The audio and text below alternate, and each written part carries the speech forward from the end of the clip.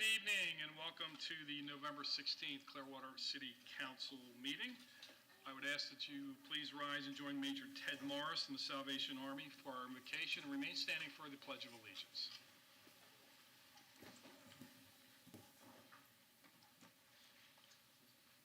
Let's pray. Father, we thank you that we live in a country where discussions regarding the betterment of our community can take place in a public forum such as this. This freedom for which was afforded us by our founding fathers is not taken for granted. Bless each person on this city council, as upon their shoulders have been laid the mantle of leadership for a time. May they stand firm on their convictions while at the same time listening to the opinions of others.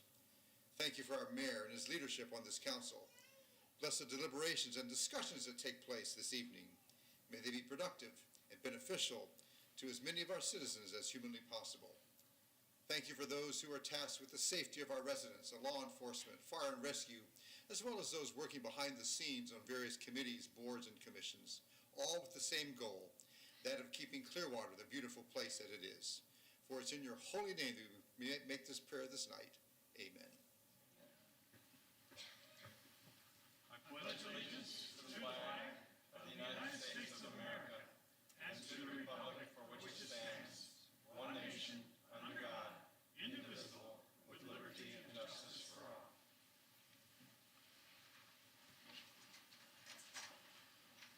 Thank you very much, Major Morris. Good to see you again. We saw each other early this morning at the prayer breakfast. Good to see you. Introduce my esteemed colleagues up here. To my far right is our City Manager, Jennifer Poirier. Good evening. Next to her is our Council Member, Kathleen Beckman. Good evening. Right next to me is our Vice Mayor, Mark Bunker. Good evening. To my left is City Council Member, Lena Teixeira. Good evening. Next to her is Council Member, David Albritton. Good evening. And our City Attorney next to him is David Margolis. Good evening. So good evening, everyone. And we have November Service Awards to start with. And if we could have Allie Baer from Public Communications, please come forward.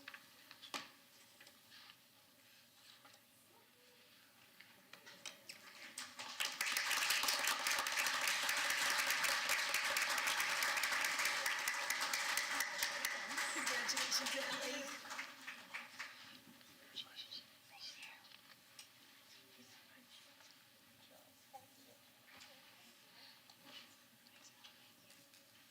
Congratulations to Allie. Now, if we could have Kaylin Price from Public Utilities, please come forward. 5 years of service.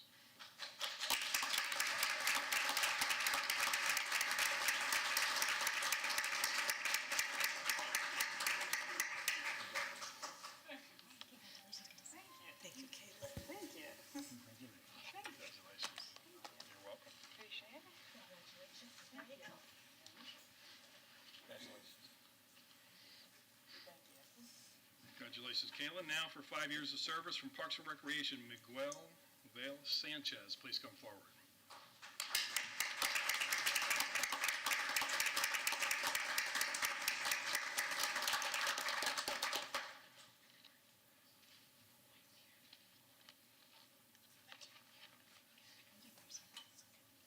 Thank you, Miguel. Thank you so much. Congratulations. Thank you. You're welcome.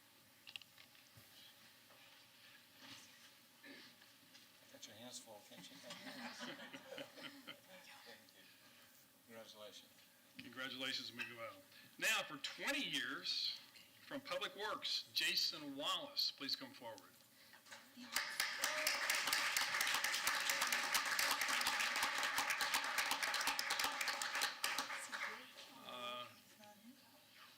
Certificates in the mail, Jason. 25 years from Public Utilities, Michael Vaca, please come forward.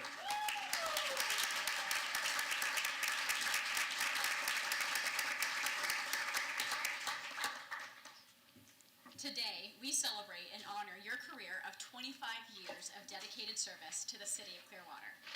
Your commitment, resolve, and unwavering commitment to our organization, combined with your deep expertise and effective leadership, have made you a significant contributor to our growth and our success. Your steady rise through the ranks of public utilities is a testament to your deep understanding of the water industry, your dedication, and your willingness to take on new challenges. You began your career as a streets and sidewalk technician in 1998, and you were promoted to senior streets and sidewalk tech just 2 years later. In 2002, you transferred over to the wastewater collections senior tech, and then were quickly promoted to the lead wastewater collections tech, and then wastewater collections lead tech. In 2010, you were promoted to wastewater collections supervisor, and you were promoted to reclaimed water distribution supervisor in the following year. In 2021, you were again promoted, this time to Public Utilities Assistant Manager of the Water Distribution Area. And you were promoted again to Public Utilities Water and Sewer Infrastructure Division Manager earlier this year. Throughout your career, you've made significant contributions to the city.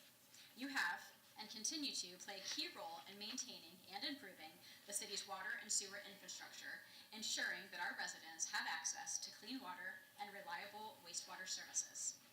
You have also been a mentor to many employees, helping them to develop their skills and knowledge. You are an essential part of the city team, and your contributions are highly valued. Congratulations on this significant milestone. Thank you, Michael, for your 25 years of superior public service, where you have helped to encourage and retain top talent through your training and leadership.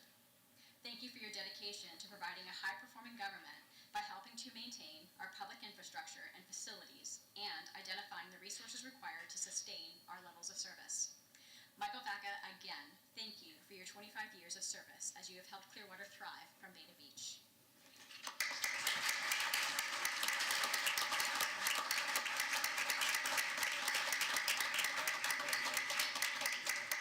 Thank you for your service.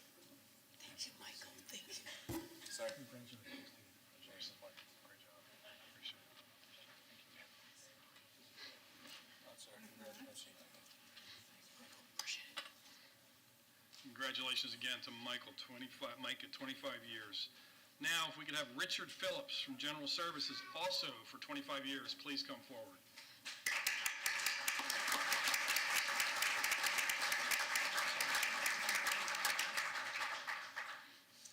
In the words of a coworker, I would like to recommend Rich Phillips for his upbeat, positive attitude for all the time. He goes the extra mile, even if it's not part of his job. He keeps the city going while making sure the fuel site at solid waste is always up and running. If I have a problem with the fuel site, Rich is the first person I call, and he immediately sees what he can do to fix the problem. Richard's coworker go on to say, "We had a recent issue with the fuel site. Nobody could fuel up because the changes made to the fuel site software. Rich spent a good part of the day working with our vendor and helped come up with a workaround to keep the fuel flowing. Also, as part of the fuel site upgrade, there was some new equipment needed installed. Rich got right on it and worked with the vendor to make sure it was working properly. The amazing thing about Rich is that he is not even responsible for maintaining this fuel site, but true to his nature, he took it upon himself to get the problem resolved. Thank you, Rich, for your superior public service and always thinking of your coworkers, which in turn helps our citizens. Thank you for providing and showing our community a high-performing government by delivering effective and efficient service by helping to maintain our public infrastructure. Again, thank you, Rich. You make Clearwater thrive from Bay to Beach, and we appreciate you."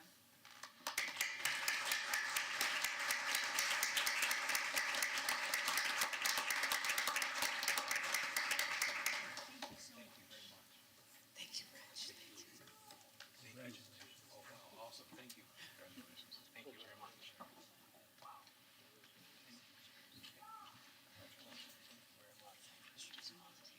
Thank you.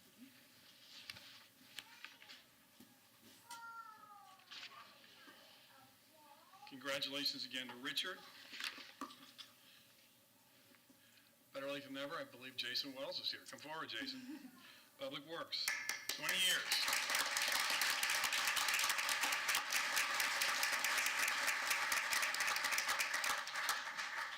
Jason Wallace began his career with the city in November 3rd of 2003. As a solid waste worker, he worked hard to obtain a CDL license and was promoted to solid waste equipment operator in February of 2010. The Public Works Department and Stormwater Division was happy to have him join the team on April 19th of 2014, and by 2016, he was a stormwater lead.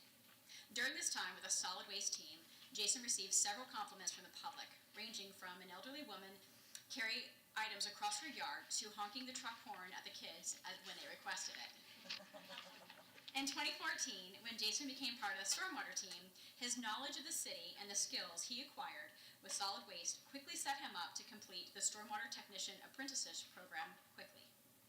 Jason has done an amazing job of leading his crew and keeping the ditches and ponds clean and flowing throughout the city.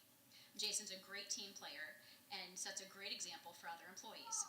He also participated for several years in the United Way Day of Caring and is also one of our union stewards. Jason is a valued member of the Public Works Stormwater Department, and we are lucky to have him on our team and continue to look forward to working with him. Thank you, Jason, for your 20 years of superior public service, where you have helped to encourage and retain top talent through your training and leadership. Thank you for your dedication by providing a high-performing government, by helping to maintain our public infrastructure, and identifying the resources required to sustain our levels of service. Jason, thank you again for your years of service as you've helped Clearwater thrive from Bay to Beach.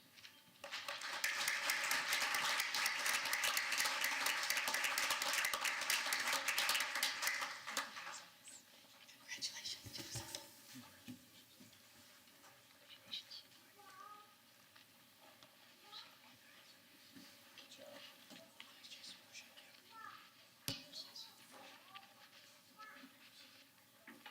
Congratulations again to Jason.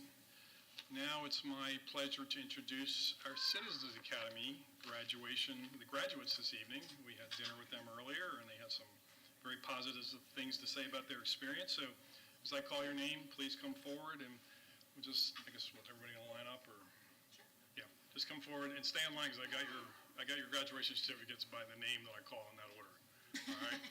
I'm not smart enough to figure this out on the fly, so. First of all, we have Antonio Arismendi. Then we have Cheryl Astle, Mercedes Bem, Ray Crockett, Letitia Escamilla, Chelsea Gerd, Patty Yoha, Lori Megason, Riley Nelson, Annette Pardue, Mary Jo Watson, Luis Cerna, Melissa Stamos, Becca Teeter, and Mark Voinovich. Congratulations all.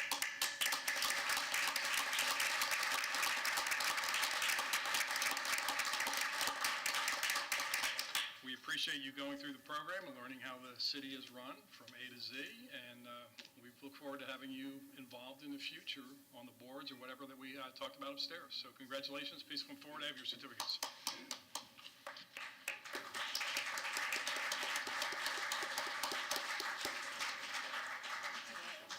Thank you very much. Thank you for attending. Thank you. There's a little rise. Thank you. Thank you. Good job.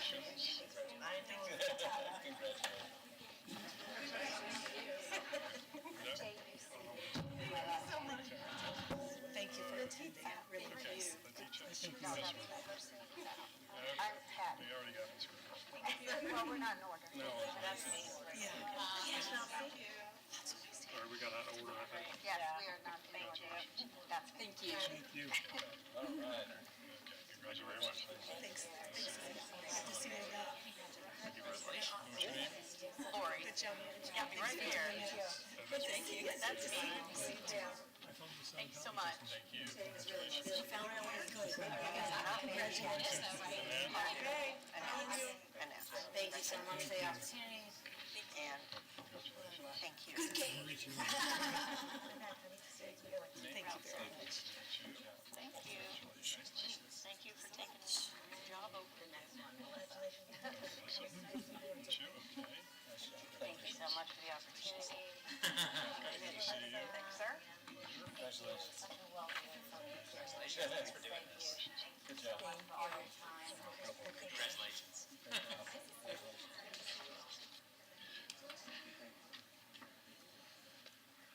And congratulations again, everyone participated in our Citizens Academy. They did a great job, and we very much enjoyed them being part of the process here to learn more about the city of Clearwater.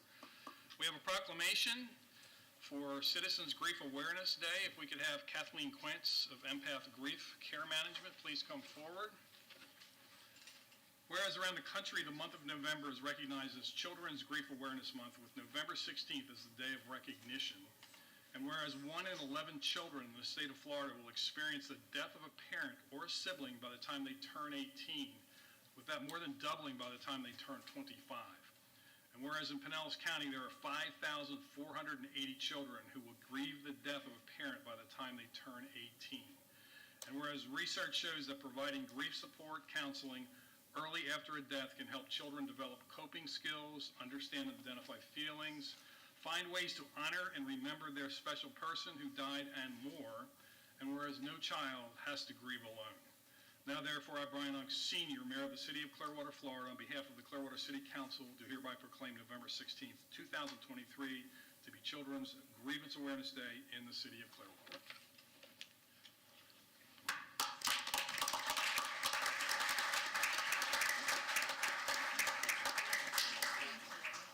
Thank you for your work. Thank you for the fine work.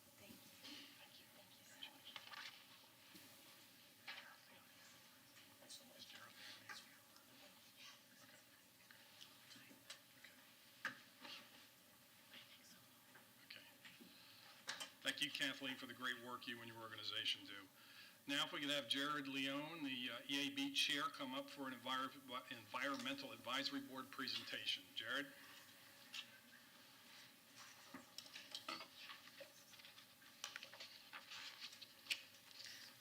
Thanks for having me.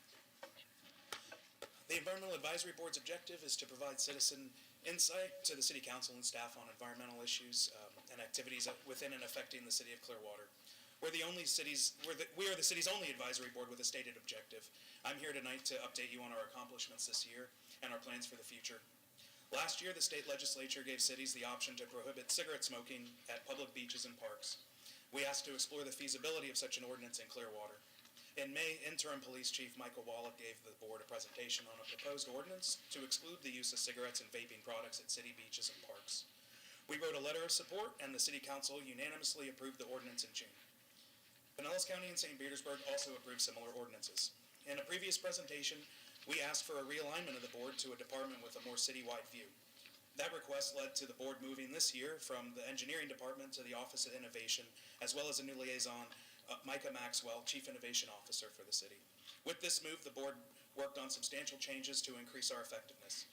The realignment process offers the board the opportunity to serve as a more valuable partner for the city as projects, plans, and initiatives move forward. The board showed its value as a partner this year as city staff developed a tree replanting program. The board first heard a presentation in May from Chuck Lane with an update on the plan. At the time, he had asked for suggestions from the board. In October, Assistant City Manager Dan Slaughter shared the progress of the months-long effort, which included input received from the board. The City Council recently unanimously approved that plan. We also heard presentations this year from Ruth Eckert Hall on its sustainability plan for the Sound Coachman Park, an update on Greenprint, the city's sustainability plan, Clearwater 2045, the city's comprehensive plan, Synergistic Savings so far, the city's solar implementation plan, a possible fee-bait program, the progress and plan for Cooper's Point, and the use of pesticides on city parks and other properties. Looking to 2024, the board anticipates efforts in the state legislature to roll back Pinellas County's urban fertilizer ban, which has been in effect since 2010. We ask city leaders to support a proposed resolution in support of prohibiting fertilizer use during the rainy season and adding the issue as a priority for the 2024 legislative session. Also in the coming year, the board plans to increase its meeting frequency to 6 times a year, hear updates on the city's continued energy savings, and on achieving Ready for 100 goals, as well as plans for solar installations. Thank you for the opportunity to serve. Our board looks forward to the possibilities the future holds and how we can continue to contribute to make Clearwater bright and beautiful. Thank you very much. Thank you for coming out, Mr. Leone. We appreciate it very much. Thank you.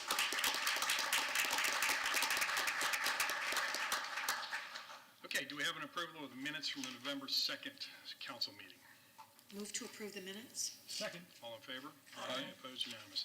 Consent agenda, is there anything to be pulled from the consent this evening? The agenda. Okay, we have a motion?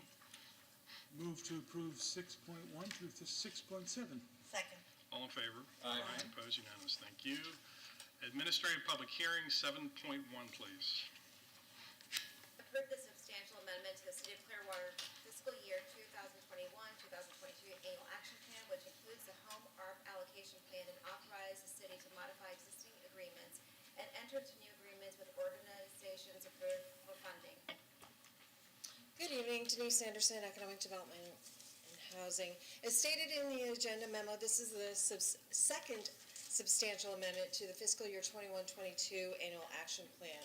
And as a reminder, since the home ARP allocation from HUD was noticed during that fiscal year, all plans and activities conducted using this funding source will be tied back to that year's annual action plan. Since this item requires a public hearing, I will briefly describe the substantial amendment. So following the passage of the Federal American Rescue Plan Act, the city was allocated $1.6 million and change in home ARP fundings. And to utilize the funds, a substantial amendment to the fiscal year 21-22 annual action plan and the home ARP allocation plan is required. The first substantial amendment was approved by council in June of 22. However, subsequent guidance from HUD and the withdrawal of the Blue Sky project has resulted in our need to file this second amendment. As described in the agenda memo and shown in detail in the red line documents attached, we're creating 3 project categories. Firstly is supportive services with an allocation of $691,938. Tenant-based rental assistance with an allocation of $200,000. Affordable rental housing at $500,000. And administration planning funds, we're increasing this allocation to $245,629, which is 15% of the home ARP allocation, and that is the cap allowed by HUD. We're also removing project-specific allocations, which will provide us with the long-term flexibility we need for this funding source, since we do have until September 30th, 2030 to utilize these funds. And before we jump into any questions, I'd like to respond to or provide some information about a question that was asked on Monday. Some of the discussion on Monday included the use of funds to support salaries and operating expenses for our nonprofits that will utilize these. Specifically, we talked about information in this table. So thankfully I have some really smart people in the department. Yeah, thank you. Thank you. I have really wonderful people in the department, and was given the opportunity to review the HUD guidance for nonprofit operating and capacity building assistance categories. So you'll see them highlighted there. The operating category may only be used for operating costs not tied to any specific program, project, or activity, whereas the capacity building category may be used for a portion of operating expenses tied to improving its organizational capacity so that it may carry out eligible activities. For large jurisdictions receiving very large sums of money, this is probably a very useful tool, but for the city of Clearwater, 5% is just under $82,000. So we determined that that really wasn't a great way to be impactful with our funds. However, nonprofit organizations utilizing funds in those 3 other categories that I mentioned can in fact utilize project delivery or project activity line items, which includes wages, salaries, and other operating expenses, which are used to deliver the program or activity that they have been funded for. So I'll be happy to take any questions, but I did want to clear up that one from Monday. Any questions or comments on this item? Yes. Thank you for that clarification, especially for the nonprofits. I think that fits in our community, our region. Great. Thank you, Denise. You're welcome. Appreciate it. Anyone else? Does anyone from the public want to speak to this item? If not, do we have a motion? Motion to approve agenda item 7.1. Second. All in favor? Aye. Opposed? Unanimous. Thank you. 7.2, please. Approve the annexation initial future land use map designation of residential medium RM and an initial zoning atlas designation medium density residential MDR district for 2634 South Drive, together with abutting unincorporated right-of-way of South Drive, and pass ordinances 9722-23, 9723-23, and 9724-23 on first reading. Hi, good evening. Lauren Matzke, Planning and Development. This is a voluntary request for the annexation of an existing detached dwelling on a 1.06-acre parcel of land located on South Drive, east of US 19. Parcels to the north and west are located within the city's jurisdiction, so this is eligible for annexation. It will be designated as residential medium on the city's future land use map and zoned medium density residential on the zoning atlas, both of which are consistent with the current designations in the county. The Development Review Committee is recommending that the 0.34 acres of South Drive right-of-way also be annexed at this time. The applicant intends to connect to city sewer and utilize city solid waste services. and we anticipate no impacts to city services with this annexation. It is consistent with the comprehensive plan, and staff is recommending approval. Okay, any questions or comments on this item? Is there anyone here from the public that wants to speak to this item? Mr. Margolis? Ordinance number 9722-23 is up first, which is an ordinance of the City of Clearwater, Florida, annexing certain real property located on the north side of South Drive, approximately 500 feet east of US Highway 19 North, whose post office address is 2634 South Drive, Clearwater, Florida, 33759, together with certain right-of-way of South Drive into the corporate limits of the city and redefining the boundary lines of the city to include said addition, providing an effective date. Next up, we have ordinance number 9723-23, an ordinance of the City of Clearwater, Florida, amending the future land use element of the comprehensive plan of the city to designate the land use for certain real property located on the north side of South Drive, approximately 500 feet east of US Highway 19 North, whose post office address is 2634 South Drive, Clearwater, Florida, 33759, upon annexation into the City of Clearwater as residential medium, RM, providing an effective date.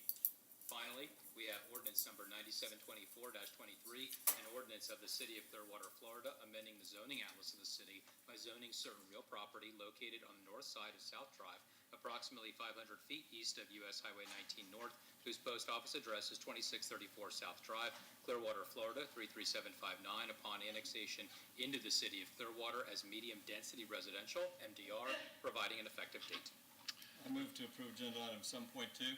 Second? All in favor? Aye. Opposed? Unanimous. Thank you. Second readings, 8.1, please. Pull that up momentarily. We have ordinance number 9727-23, an ordinance of the City of Clearwater, Florida, repealing Chapter 21, Section 21.18 of the Code of Ordinances relating to soliciting, begging, or panhandling in the Clearwater Downtown Core Redevelopment Zone and the Clearwater Beach Core Tourist Zone, providing an effective date. Any questions or comments on this item? Is there anyone from the public here to speak to this item? Do we have a motion?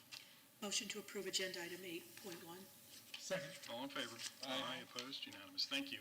All right, it's time now for citizens to be heard regarding items that are not on the agenda.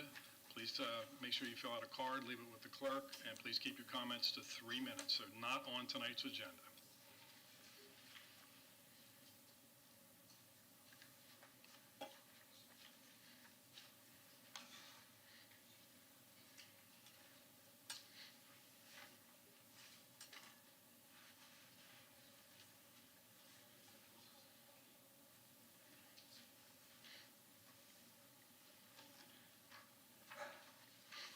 Good evening, Mayor Ongst. Good evening. Council members, Ms. Poirier, Mr. Margolis, staff.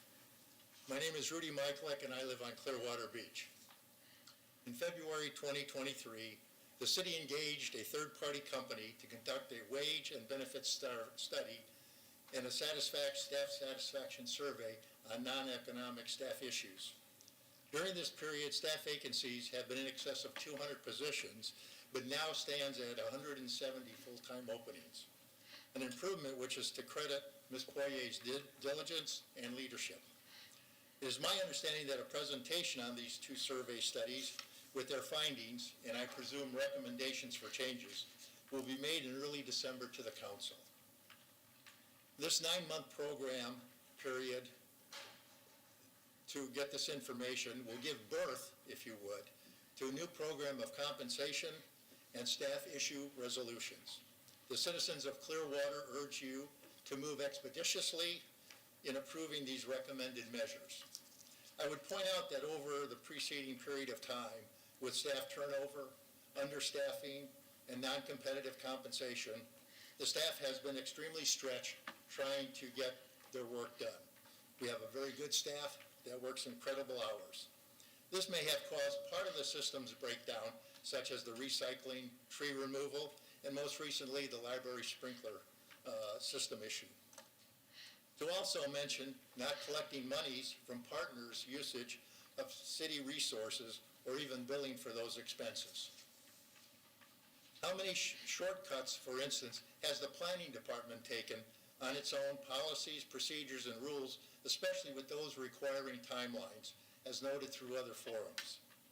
Reminds me of a football game where the losing team is on the first has a first and goal at the 5-yard line with 4 seconds to play, and they've already moved the entire field in order to get to that position. And then they make only 4 yards as time expires. But the referees say they have worked so hard to get down to this point, we should give them those other 3 downs to see if they could score. Well, that would never happen. We know it would never happen. The same should be true of following city practices when its timeliness, rules, and procedures are not met. We need to give the city staff the resources to meet the city practices and workloads. Those resources are competitive compensation and good management practices for staff to be successful. I hope some of those monies have already been put in the current budget. Please act timely. Thank you. Thank you. Anyone else on items not on tonight's agenda? Not on the agenda.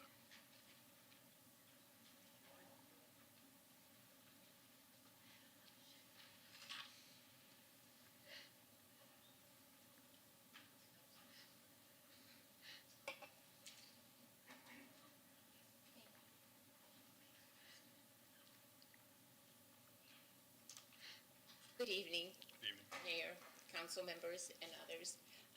I'm Maria Haiti, and 2 years ago, when I first returned to Clearwater, I came to a meeting, and at that time, I came to reclaim my condo on the beach that my parents had bought for me when I relocated from Chicago. And Clearwater became my home, and I loved it. I actually lived in Dan's Island. And so most of you know what a wonderful place that would be to live in. And so I was just so excited. And I went on a vacation to Brazil. And when I came back, my family had changed the locks to my home and emptied all my financial accounts. And basically, I was on the street. And so I called the police and I said, this is wrong. What shall I do? And so they said, well, hire an attorney. Then I hired attorneys and they said, no, it's a criminal matter. And so I went back and forth like a tennis game. And here we are, and nothing has changed. And so I was just reading some notes that I took, so I beg your pardon. But 2 years ago, I had healed somewhat. I mean, it's just kind of ridiculous, actually. But the more people I spoke to, the more I understood that I was not alone, and that this is a systemic issue within not only Clearwater, not only Florida, but really throughout our nation. And I know when you see something like this that is so tragic and that is so hideous, you wonder where do you even begin? And so I thought I'll write a letter, and I'm pretty good at writing letters, and I wrote a letter to about 1,000 people, and they included other mayors and governors and council members and congressmen, and what I heard back from them is that this was actually a more extreme situation, but that in fact it does happen. And some communities have put into place certain measures where they are able to investigate how things went wrong and where is the point of access where we can really focus so that these tragedies don't happen. And so anyway, I thought I would come here today to propose that a committee be formed and that we investigate, because Clearwater has had some very good press, and it's also had some very bad press. And as it relates to the thieving within the Pinellas County Courthouse, I think it's really incumbent upon us to take this matter seriously and to do something about it. And so when we are a collective in terms of our thoughts and our views and our ideas, then we can really make change. And I think just the climate of the world really now, with all these crazy things going on, I think we really need to take care of our home, and we need to make sure that this is a safe place. Thank So you. anyway. Thank you. Someone will get back to you. Oh, Thank you very wonderful. much. Thank you Okay? very much. Thank you. Anyone else on items not on tonight's agenda? Not on the agenda.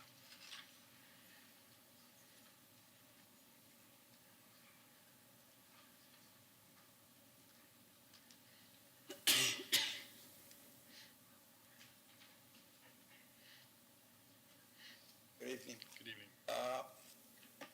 I apologize, I don't have it printed up. Okay. It's on the phone. Just state your name. My name's Aristides Sedaris. I live at Clearwater. I've been a resident there since 1976. 4 kids, 5 grandkids. And I really thought I would be the last person on the lifeboat coming into Clearwater. But be as it may, I've been watching what's happening at the Point, Decade Properties, whatever, what they're doing in the whole area. But on just a reminder of what's happened, on February 7, 2019, the Clearwater City Council held a second public hearing for Clearwater Point Families versus Decade Properties. Attorney Brian Onks Jr. on the chart house allocation of reserve pool rooms. The vote moving the project forward is 3 yes, Albertron, Hamilton, Pogas, and 2 no, Mayor Kritikos and Cundiff. Board Smith architectural plans are presented. On September 21st, 2021, Community Development Board, after Community Development Board hearing of close to 5 hours with testimony against the development by Clearwater Point Families, an architectural drawing submitted by Decades architect Ord Smith, the CDB members listed voted to approve Decades site plan with only 1 vote cast by board members Mike Flannery. At the hearing, both CDB Chair Mary Lau and Mark Parry publicly stated the issues Clearwater Point brought forward would be reconciled, dealt with at Decades building permit application. In addition, Mark Parry, the lead planner at the time of the CDB hearing, said that the CDB does not override the code, that the board is not responsible for details, and that more details and documents are yet to be submitted. On August 18, 2022, Decade submits a permit application. Clearwater Point volunteers begin their scrutiny of the plan to ensure that all requirements of its development order are met. Please note that several other building proposals that have come before impacting neighborhoods, Clearwater Point volunteers are the only citizens who have gone beyond the CDB meeting and monitored the permit application. In closing, I want to thank representatives of several neighborhoods who are here to support us and the 465 families who live on Clearwater Point. And that's the only other thing I could say is all the development that's going on in Clearwater, the traffic. I remember what Yogi Berra once said, nobody goes there anymore because it's too crowded. And I just hope that doesn't happen to Clearwater with all the traffic we're generating. Thank you. Thank you. Anyone else regarding items not on tonight's agenda, please?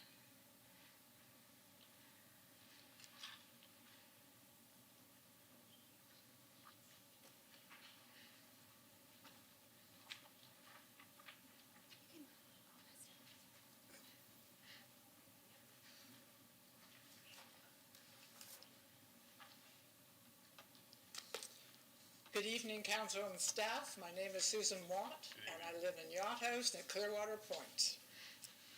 The city's planning department from 2018 until the present knew, or should have known, that Decade Properties' multiple applications and reserved rooms and submitted architectural drawings have been flawed. That the council approved the application is irrelevant. The council was misinformed by the applicant and by the planning department. That the CDB approved the application is irrelevant. We were told very clearly that the CDB cannot override codes. It overrode many codes. The city has turned a blind eye to many blatant code violations and a deaf ear to our issues. They continue to dismiss us as though we were trying to beat a dead horse. We are not. We are dealing with clear, living, and breathing city codes and requirements of both Beach by Design and that Decade is breaching. To wit, Decade's August 23rd design submission tried to sneak in extra rooms in their most recent submission, and planning has so far refused to guarantee that a final build will not have more rooms. In fact, with a few tweaks, there can be over 100 rooms. And one must not discount this. Decade's Edge Hotel is offering more than its allotted number of rooms. A question: how does the city monitor these violations? On what planet is a 1,500 square foot condo-like unit with 2 bedrooms, 2 full baths, living and dining areas, washer, dryer, and an almost full kitchen? It's a 2-burner cooker instead of a 4. How is that considered a mid-sized, mid-priced room as required by BBD? On what planet can an agreement comply with a code stating that a marina must have a pump-out station, but at the same time comply with a development order that prohibits a pump-out station? On what planet would adequate spill containment areas not be necessary in a marina? The city demanded that some plans didn't meet code and must be redesigned accordingly. The architect assured that all had been corrected. On what planet can this correction have occurred when the plans remain exactly the same? Thank you.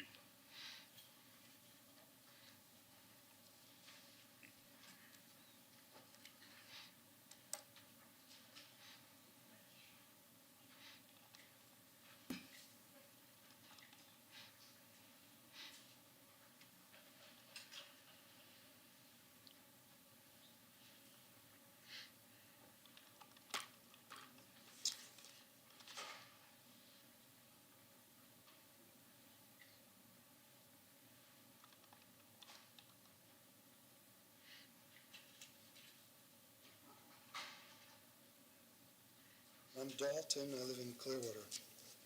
This is the citywide organization chart, City of Clearwater. Is there something missing from this?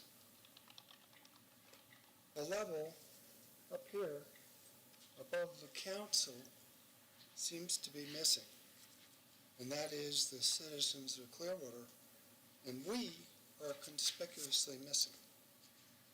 So we ask, who finances the city? Is it the city staff? The city manager? The council? The chart simply bypasses the tax-paying bosses because it is an inconvenient fact. By avoiding the citizens, the chart seems to be vesting power with the council and staff and not with taxpayers. Citizens see the council as absolute rulers with no apparent recourse. When challenged, the council argues they are the policy group, a policy group for whose benefit? To that point, we say nonsense. Council is supposed to be the people's responsive agent to oversee the city operations. With the present chart, the people have no input. The council must listen to us. We are the bosses. Change the chart back to the ones that previously listed the citizens at the top. Thank you. Thank you.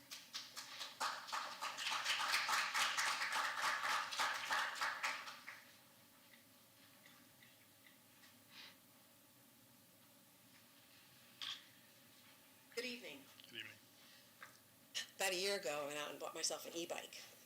And I realized... Name, please. Marita Lynch. Thank you. I realized that 2 blocks from my house, I can jump on a trail that will take me out to the beach, up to Safety Harbor, Philippi Park, to the Pinellas Trail, literally anywhere in Pinellas County. And so I am here just to say kudos and thank you for Clearwater's participation in the development of these trails, which are such an enormous boon to our quality of life here. And so, thank you. That's all I came to say. It's been glorious. There's always room for improvement. Thank you. Thank you. Thank you. Appreciate it. The downtown part is a bit sketchy and grim, but overall, it's a wonderful, wonderful trail system, so We'll thanks. get there. And I know there's lots of people involved, not just the city. Thank you. Anyone else on items not on tonight's agenda?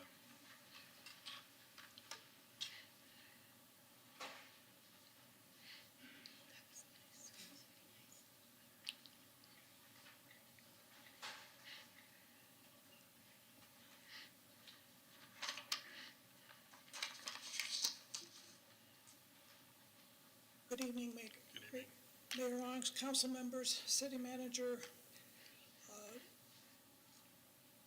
Hardier, and city attorney Margolis and staff. I'm Christine Chris Michaelek, live on Clearwater Point, 855 Bayway Boulevard.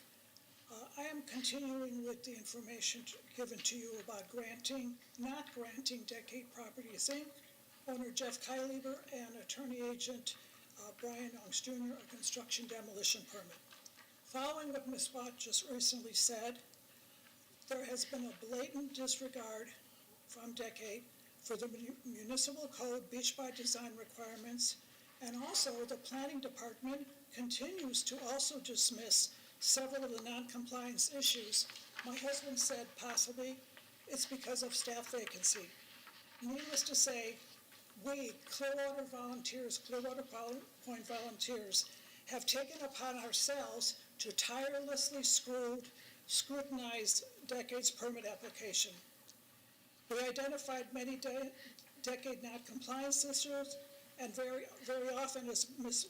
Watt mentioned, while we have numerous times asked for a recent architectural plan, to date, I actually this week filed an FOIA, again, asking for the architectural plan to see what has been changed.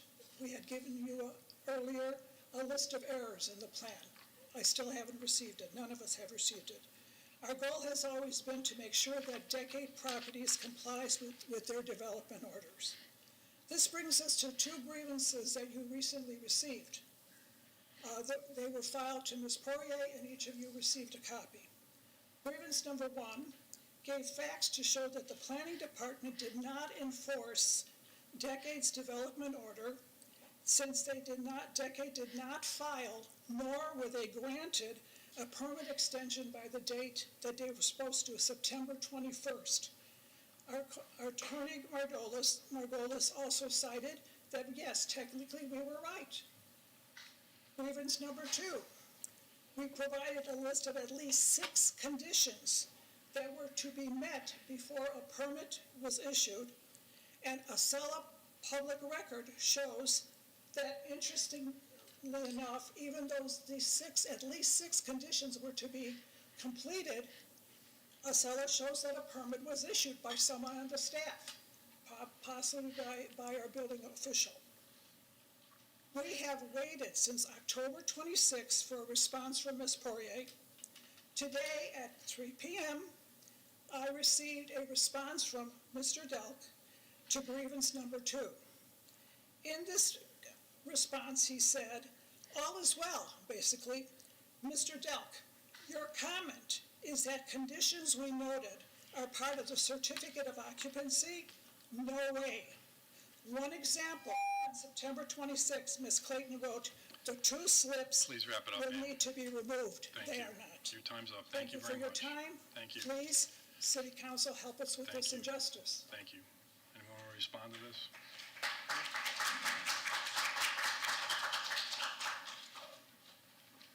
Right now? Yeah, Mayor, I'm happy to. One of the things that I'll say is that none of the issues here are due to staff vacancies. Yes, we've had vacancies. Staff has been very busy, but, I would not ascribe that or have the council worry that any of these issues are a result of, staff has been working diligently to try to keep the system working, and I think they've done a pretty good job. Number of issues here that they brought up specific tonight, I'll quickly kind of run through those architectural plans. Those are available to the department. Somebody can walk in the door and see them, so I'm not sure if it's a matter of somebody wants us to print them out. Most of them are all electronic submittal now. We don't take paper documents entirely, so I think these are probably available, but they're public documents, so anybody can walk into the building and look at those. And this has been an issue for weeks or months, so I'm really not sure why this continues to be an issue. Units, there was a comment on units. They're never going to be able to have more units than what the density allows. So they can't do that. They know they can't do that. We don't need to offer a guarantee about doing that. If we find that somebody has added rooms that are not provided by code, we can shut them down. They're not going to be legal, and they'll never be legal. There's no grandfathering for them on new developments like this. So we've been answering that question for also many, many months. the marina. We encourage that properties have waterfront access if they have room for additional boat slips. I would say we encourage, not just allow, but have them to build additional slips for rental to the public or leasing. Really the requisite for that is that they have to have sufficient on-site parking. So if you can park it, we encourage additional slips. This is consistent with our ideas, our objectives as a city to be a boating capital of the West Coast. It goes back to our ULI studies and a lot of the work that we've done. So we encourage the construction of boat slips on the water where the private property, private sector can accommodate them on their dime, not ours, and add capacity that way. So, and the marina cannot have pump outs. It cannot have any of that. It's a place for people to park their boats. And it's limited in the case of this development by the amount of parking spaces that they have. So we just disagree with Mechalex apparently on the language in the development order. The development order states that these conditions or restrictions, deed restrictions, will be the deed restriction has to be recorded in the public records and submitted to the city prior to the issuance of a permit. We have a recorded deed restriction document. So once the hotel is built, some of the operations of the hotel will be controlled by or restricted by the deed restrictions. For things like the slips, it is correct. There are 2 slips that we have. I've counted, looked at it, 27 or 28, but up to 2 slips will have to be removed, and that'll have to occur prior to a issuance of a certificate of occupancy for the replacement hotel. In the meantime, it is a fact that we do not care if they continue to release the slips. So that provision, that deed restriction, will come into effect at the time the new hotel opens up. They'll have to show us 26 slips maximum or find additional parking, which I don't think they can do.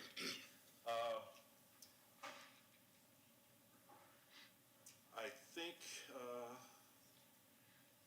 just the last thing, the permits have been issued for the development. It's going to move forward, and it complies with the regulatory environment.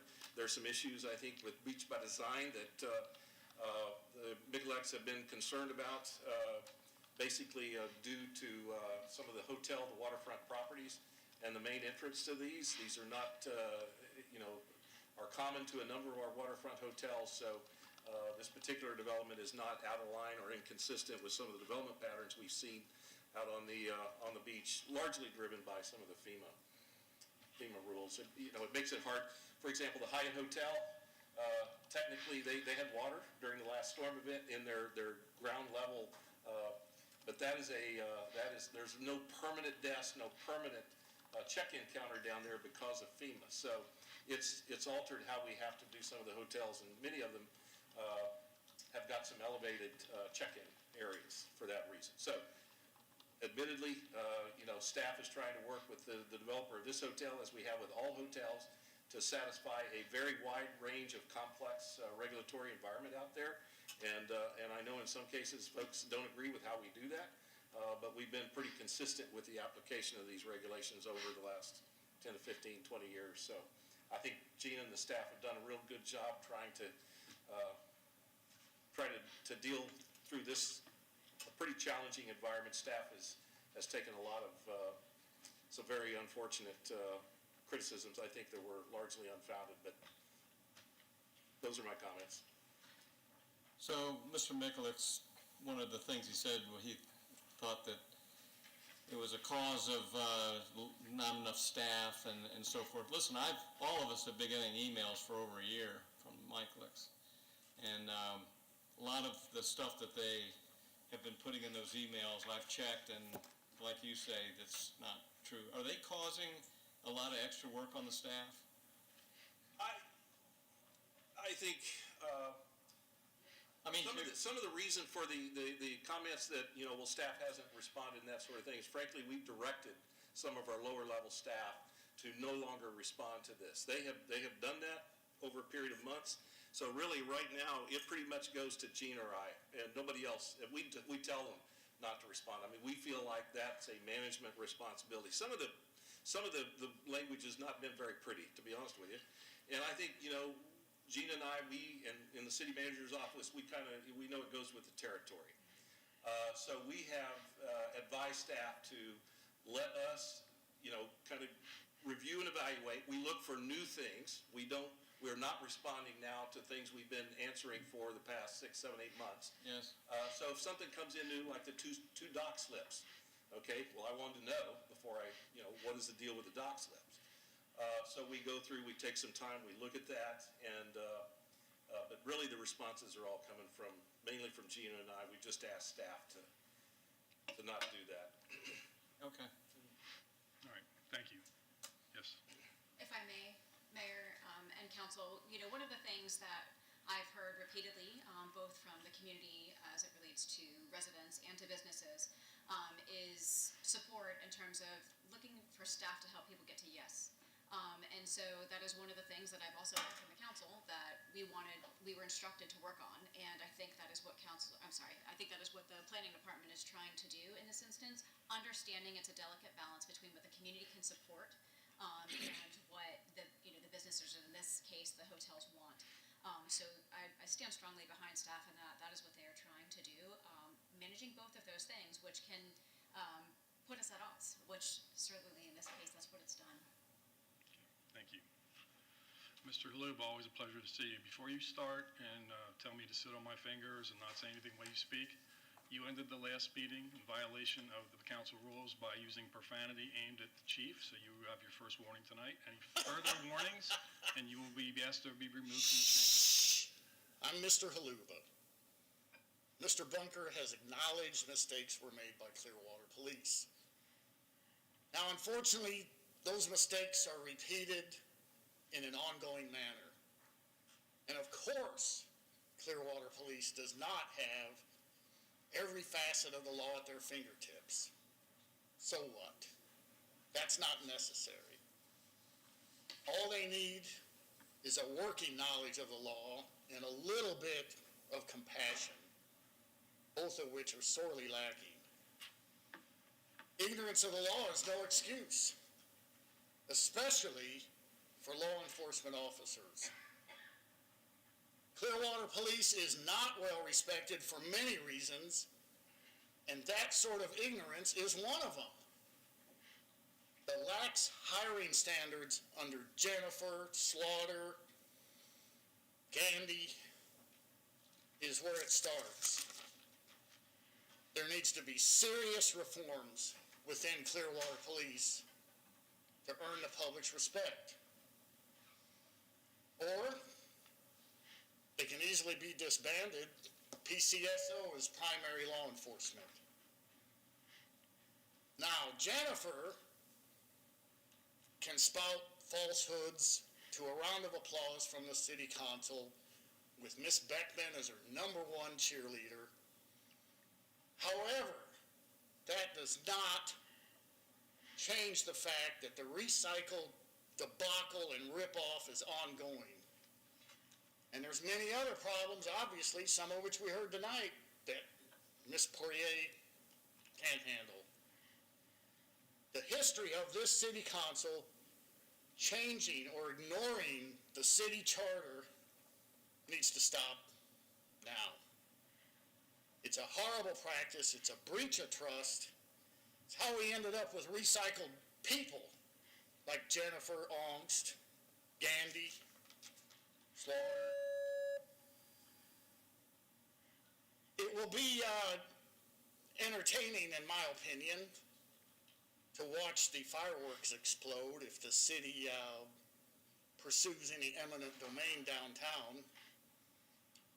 And I don't really care, man or woman, or if Mr. Margulies holds hands with anybody, but he really should pick a new barber shop.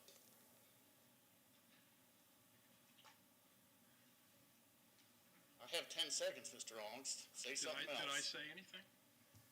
Thankfully, no. What I will say is that you and your cohort supposedly quote a Mark Twain quote about politicians and diapers It takes someone with a third grade education about 2 seconds to find out that that's a lie. It never happened. It was invented by Twitter. But again, Mark Twain did say, it's better to keep your mouth shut and let people think you're a fool than open it and leave no doubt. Anyone else?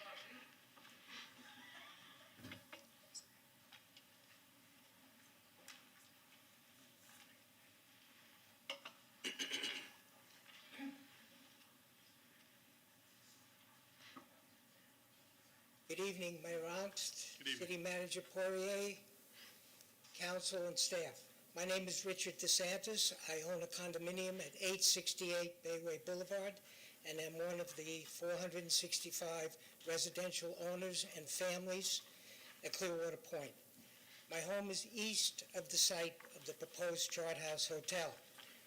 I am one of a small group of concerned citizens that has worked for 4+ years to make sure that the city and Decade Properties do the right thing. I'm here tonight to discuss some pre-construction, demolition, and site preparation issues relative to this project. At the end of October, our group contacted the city regarding the need for a demolition permit. We were told on numerous occasions that the permit was part of the building permit and was not required. And on November 3rd, a demolition permit magically appeared on the website, on the city website. And the current status, which is additional info required.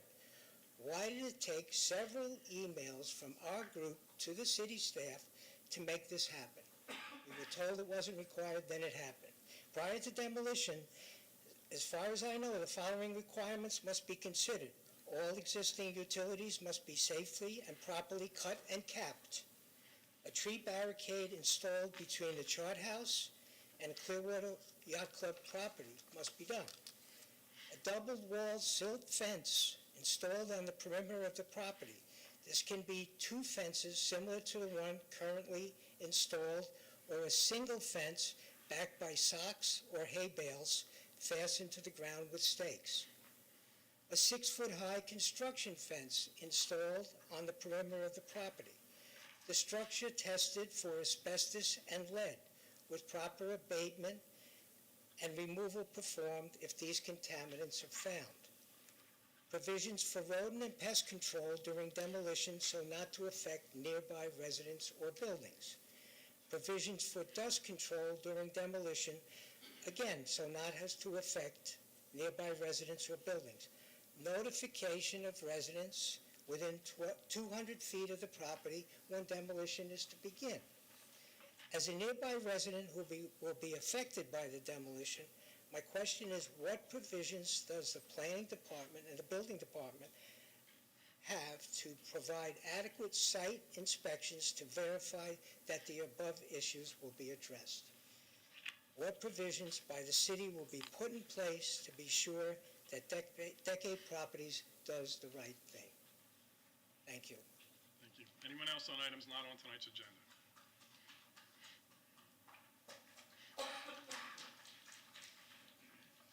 Right here? Yes, sir. I would like to thank the council members for... Please state your name, please. What? Your name, please. Carl Heisenbutler. Thank you. I lived here from 19 years, come November 5th of 2005. So I'm at my 19th year anniversary. I volunteered for almost every event in Clearwater.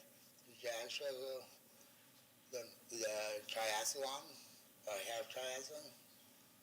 I have volunteered cooking on a grill for all the police and firemen.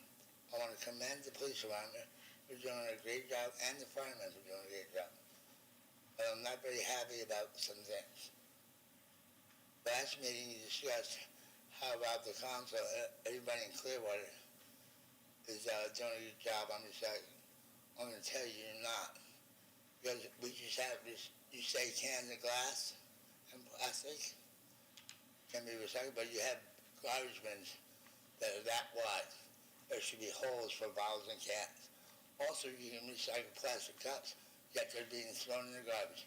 You said last meeting that you're doing a good job, you're not. Also, I know I'm not supposed to talk about today's agenda, but I'm going to talk about panhandling. I'm Santa Claus for 3 years running in Clearwater, in downtown and on a bench. Last year, I got threatened to have arrest Santa Claus. I really am the Santa Claus of Clearwater. I wait to people. I don't panhandle. People throw me money. People buy me food. And panhandling is aggressive. Walk to the window. Then I talk to them when I was counting. There's a law in the books that's saying if I don't approach someone's window and don't be aggressive, I'm assertive, not aggressive. People throw me money out of the car just for waving to my Santa Claus. My best friend, well, not one, my best friend, one of my friends in New York, I went to Kingston High School. He was a professional roller skater. I'm a professional roller. I had 3 professional roller skaters. Said I was proficient enough in roller. I'm a professional roller skater. He died of a menace, probably within last year. He owned the largest candy cane store in the world, providing candy canes all over the world, in Kingston, New York. It's now closed because he passed away.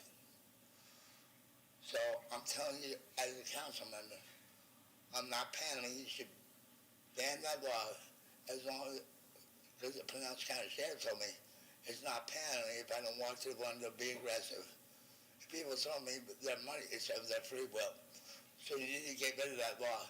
Anybody that's, no good criminal, okay, there we go. I'm not. Thank you, sir. Yes, God bless you. Anyone else on items not on the agenda? What's that, sir? Talking to somebody else.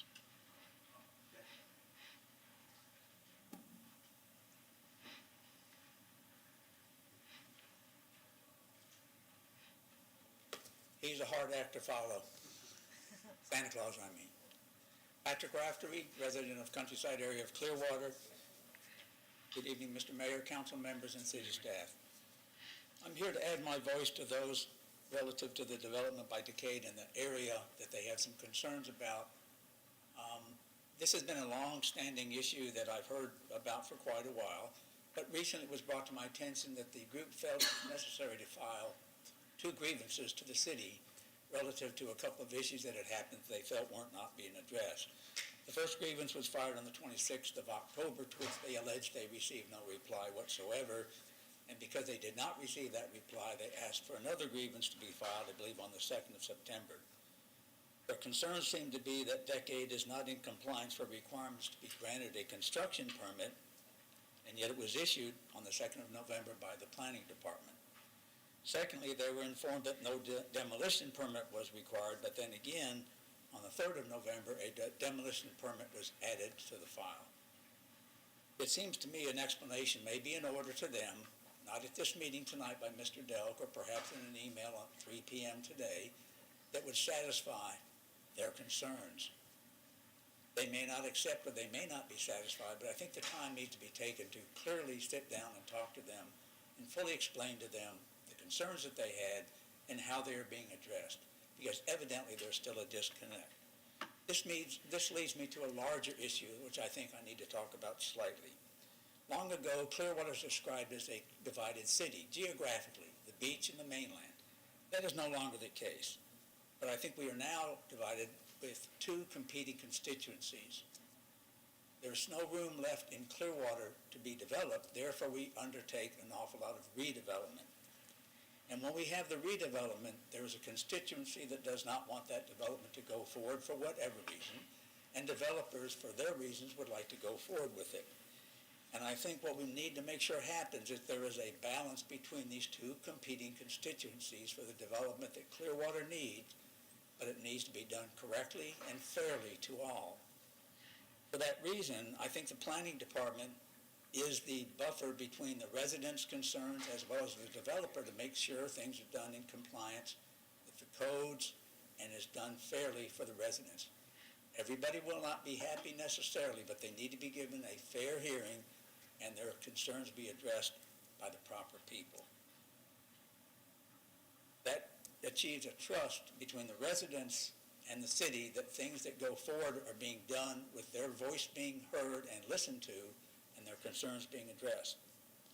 And that responsibility, I believe, rests with the city manager and the city staff and the council endorsing the belief that the citizens need to be heard, be given a fair hearing. Thank you very much. Thank you. Anyone else on items not on tonight's agenda?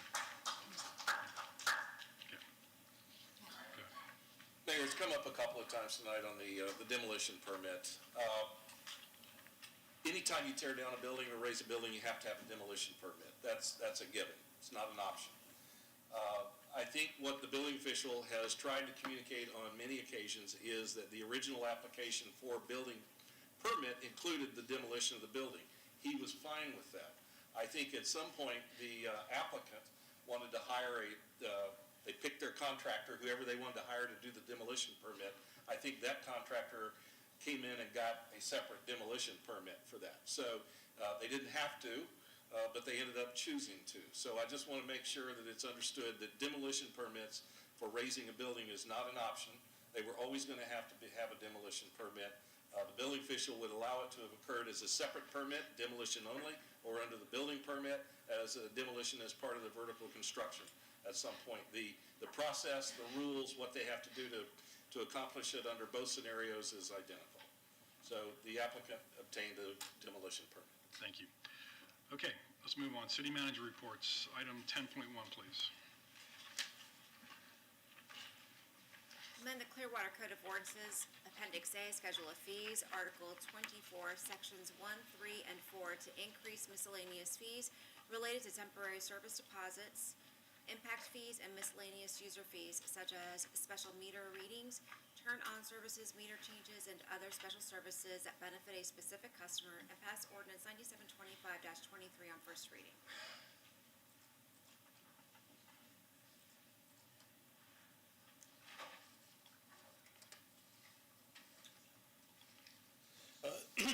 Good evening. That's the wrong slide. Oops. Yeah, it's not you. Oh, that one. Artificial turf discussion. No, don't address that one.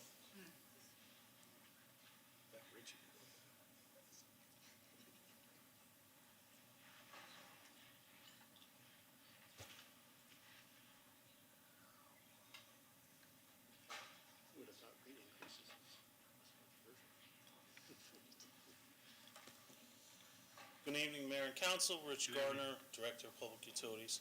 Down before you today is an increase in the miscellaneous water and sewer fees. These are single customer fees which haven't been updated for several years. They cover things like deposits for new services, users fees, and impacts fees. All these fees represent less than 1% of the water utilities revenue and are generally within the range of comparable municipalities.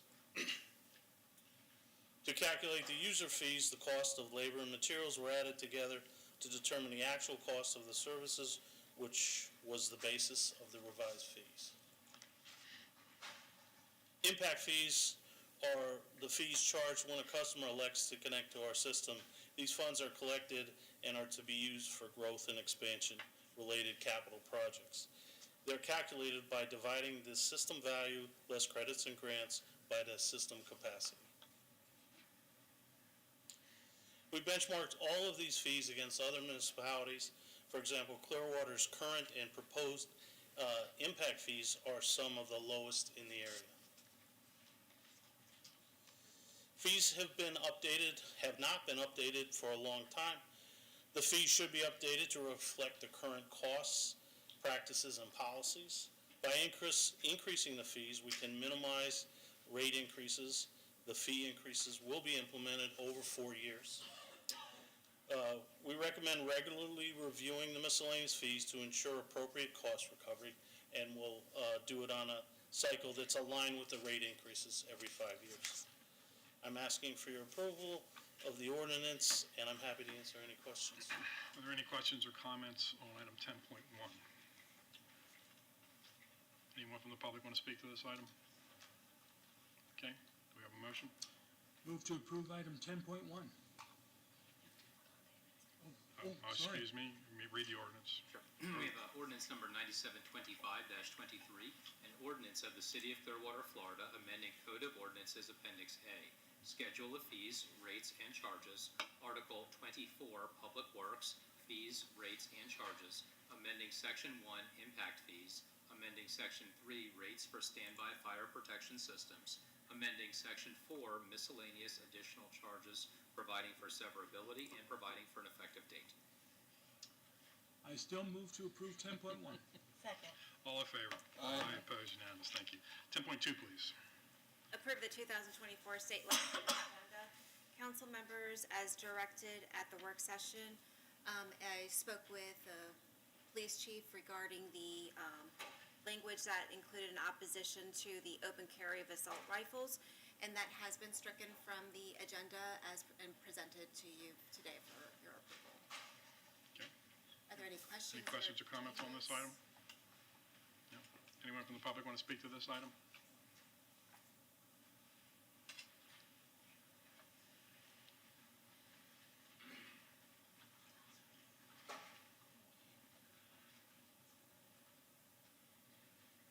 Sorry, apparently I took the long way. It's okay.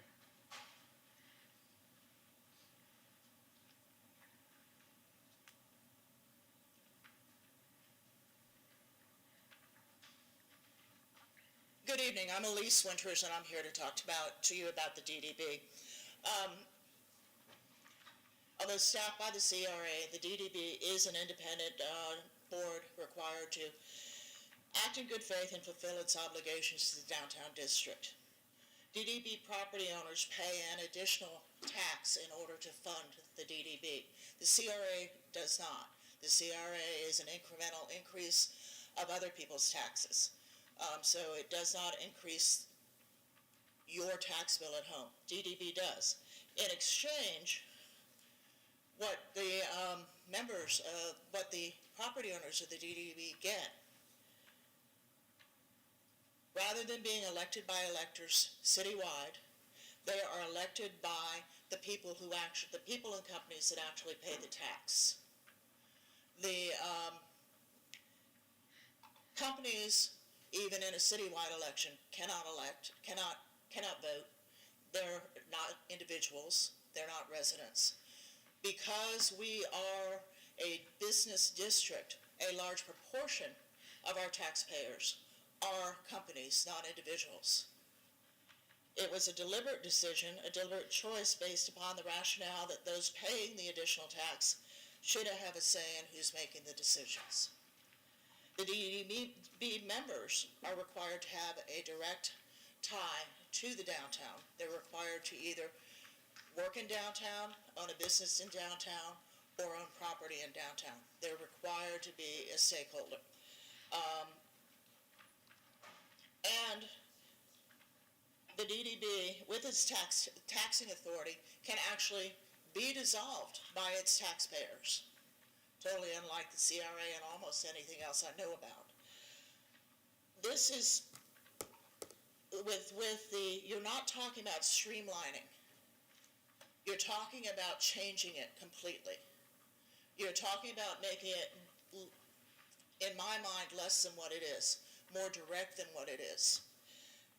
Contrary to popular opinion, the DDB is not just a special events funder. That is a large part of our budget. We do special events. Part of our job is bringing people downtown. Another part of our job is assisting businesses in downtown. So another part of our budget is business assistance type programs. We consider supporting the Jolly Trolleys route part of that. We provide signage. We have applications for we started last year a digital advertising grant to help businesses learn how to use digital advertising. In the past, we have done storefront improvement grants. Sorry. Thank you. Get your point. We appreciate it. Anyone else want to speak to this item? Okay. If not, do we have a motion? Motion to approve agenda item 10.2. Second. All in favor? Aye. Opposed, unanimous. 10.3, I will recuse myself from because my son's law firm is representing folks in this, so I'm going to hand the gavel over to the capable hands of our vice mayor. Doing that when the fun's over. Discuss revisions to artificial turf ordinance.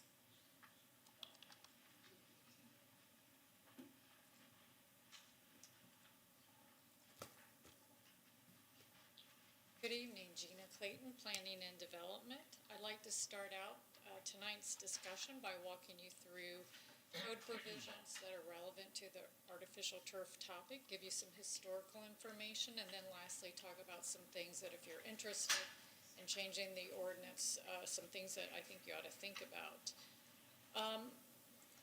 As I mentioned at the work session, a major goal of the Community Development Code when it was adopted was to beautify the entire city. And new provisions were put in place that time that expanded our landscaping provisions with a focus on live plant material. The code provisions that apply in this situation are up on the screen, Section 3-1502. H2, which states that any portion of a lot not covered by a building or structure shall be landscaped with grass and appropriate ground covered and maintained in a neat and orderly manner. And then Section 3-1502 H3 states that all landscaping material, including turf, shrubs, and trees, whether optional or required, shall be maintained in a healthy live condition. So these two code provisions prescribe the use of live landscaping materials, and artificial turf is man-made. The next code section that I'd like to point out relates to landscaping specifically. There's a table entitled Minimum Plant Materials, and it's found in 3-1202, and it lists turf in this table, and it calls it a live plant. This section also provides exemptions to certain landscaping requirements for single-family and two-family homes, and there is no exception for artificial turf. Further, this table has a provision that follows that specifically provides an exemption for artificial turf in parks and athletic fields. And then the last code provision is the definition of landscaping, which says that landscaping means grasses, ground covers, vines, shrubs, trees, and inanimate durable materials such as organic mulches. So this definition does not call out turf. As I mentioned, though, turf is defined in 3-1202B, and it is defined as a live plant material. So just to provide you a little historical information, in 2011, this issue of artificial turf really came to the forefront when someone was cited for installing artificial turf. And so City Council directed us to prepare an ordinance to allow artificial turf. And we developed it after lots of conversations with the engineering department, and we got input from the EAB and the Clearwater Beach Association and the CNC. The EAB and CBA were concerned with the lack of studies regarding artificial turf in flood zones and adjacent to our waterways, and in fact, the EAB at that time recommended excluding Sand Key, Clearwater Beach, and Island Estates from the ordinance. And when the ordinance finally moved forward in December, City Council did not have consensus, so the ordinance did not get passed. We've also had a few cases that have gone to the Municipal Code Enforcement Board for the installation of artificial turf, and the owners were found in violation of the code. And then in 2022, we brought up artificial turf and some code amendments that were being done, and no changes were made to expressly allow artificial turf any place other than at parks and recreation facilities. And then most recently, we've had some code enforcement actions, and we've had owners that were cited actually remove their turf, and then we have some that have not. So let's talk about some of the things you might want to consider if you want to change the code to allow turf. Probably one of the first things is whether it's going to be treated as pervious or impervious. and where would you want it to be if it's to be allowed? And in addition to the uses, where on the property would you want to allow it? How close to trees could it be? Would you want it in the right-of-way or just on private property? Would you like to have any sort of, maximum square footage limitation? And again, what would be the design standards that you would think is important to regulate turf, and what would be important from an installation standpoint? And then if you allowed it, would a permit and inspections be required to ensure that design standards and installation meets whatever requirements we have? And could both artificial turf companies and property owners install it or not? So once turf is installed, what would be the maintenance obligations on people that have them? Man-made lawns need regular maintenance. Might be a little different than what is required for live plant materials, but you still have to wash it down to remove contaminants like dust and pollen and seeds, etc., and pest waste. You also have to have some regular brushing to keep the turf from matting and to ensure that it stands up. And then you also have to clean up spills and that sort of thing, and then keep things that have fireworks, cigarettes, that kind of thing away from it, because it can burn in the turf. There's also things that can happen to the turf, like seams can come apart if not installed right, or weeds can actually grow on top of it and around the edges, and it can buckle and fade. So if it's not, properly maintained, and, we have some standards that say you can't do that, and someone doesn't maintain it properly, we won't really be able to abate it. It's not like we can go on a property and cut the grass and cut over grass. So that would be consideration as well. So this time I want to turn it over to Sarah Kessler. She is the city's lead environmental specialist, who will talk about some of the environmental considerations.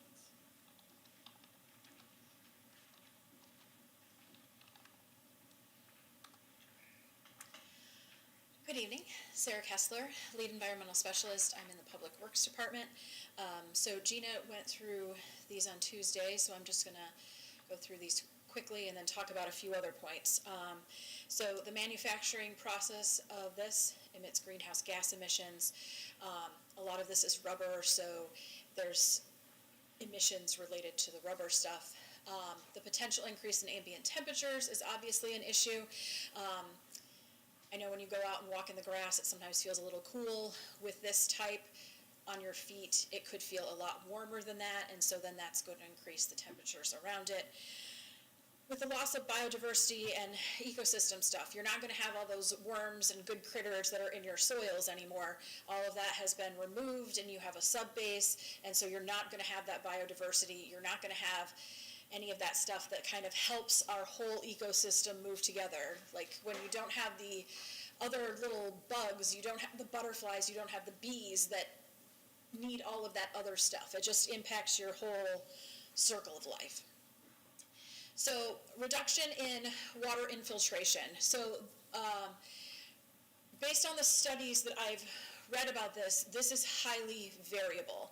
There are some cases that it is it drains pretty easily, and then there's some cases where you need a very substantial substrate in order to make this successful.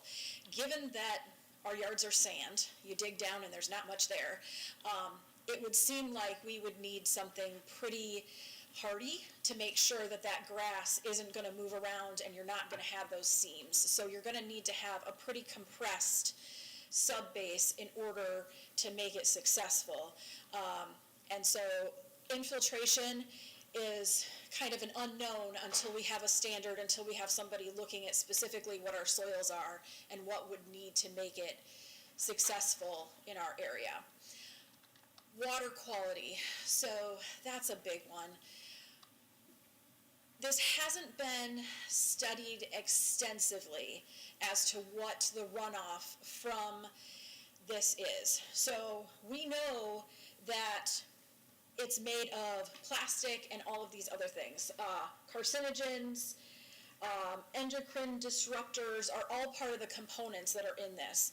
And so with anything that we have out in the sun, you think of the first year it looks good. By year 5, things start to break down, and that's the same thing that will happen with this. And so when you have the rains, when you have floods that come in, all of those particles that were all together at one time now have started to come apart, and then that will enter our water column as it rains and as it moves on. And so as we know, everything's connected. So it'll eventually go into creeks, the intercoastal, out into the Gulf.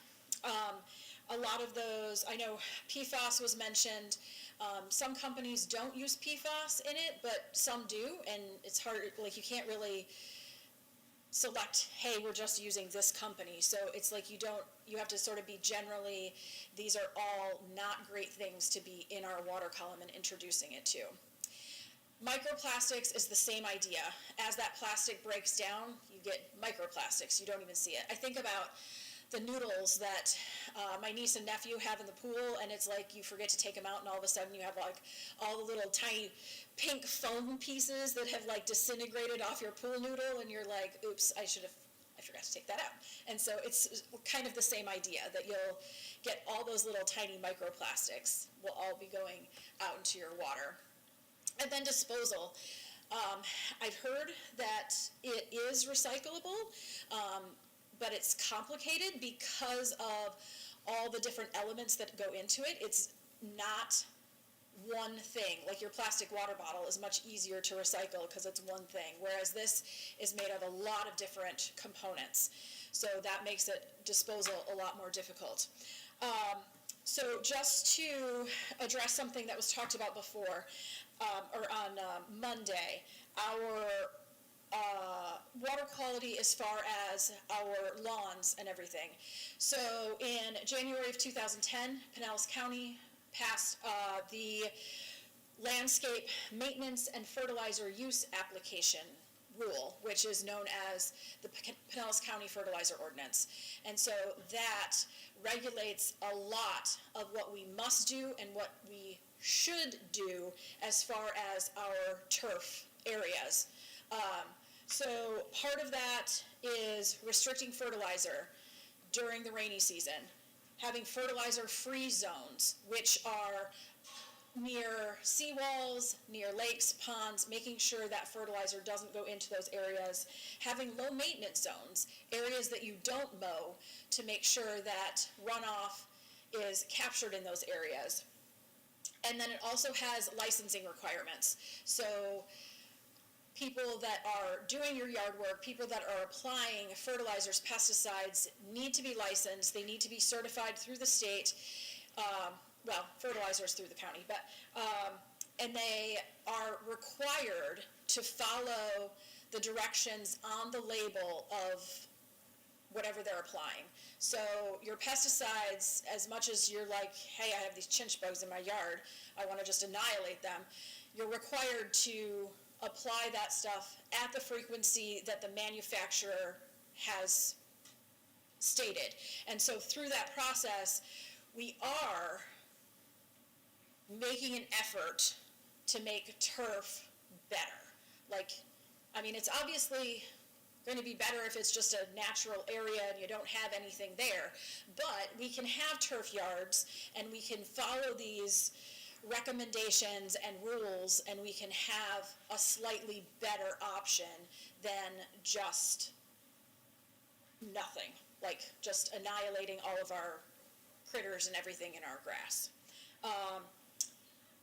So I think, and I just want to mention, so with that landscape ordinance, that also helps with the runoff that we have from our yards and storms and all of that kind of stuff, which obviously helps with all of our algae and blooms and stuff like that.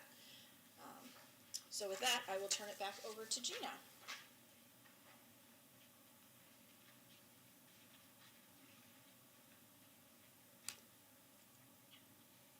All right, just a couple more things.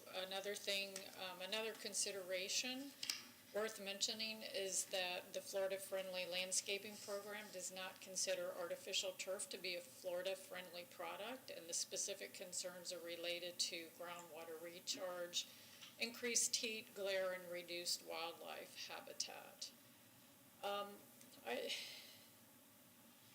Artificial turf, as we know, comes in a variety of makes, models, looks, and a variety of prices.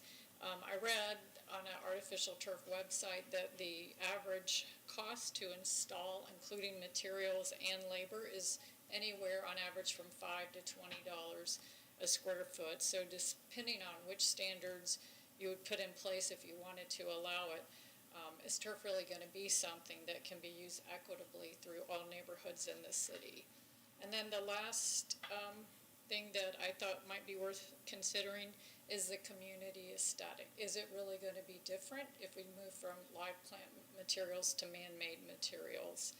And is that consistent with our community standards that we've had in place? And is it consistent with your strategic priorities of community well-being and environmental stewardship? With that, I think I'll stop. I'll be happy to answer any questions. Thank you. Can I ask how staff dealt with this big litany of problems with artificial turf back in 2011? Do you have any idea what was going to be in the code to handle those things? I have some vague recollection of what it would be. I mean, what it was at the time. It was going to be treated as an impervious surface, and we had in there a bunch of requirements. Lauren wrote the ordinance, so but that was the gist of it. We were just going to treat it as an impervious surface and then have installation and design standards. Okay.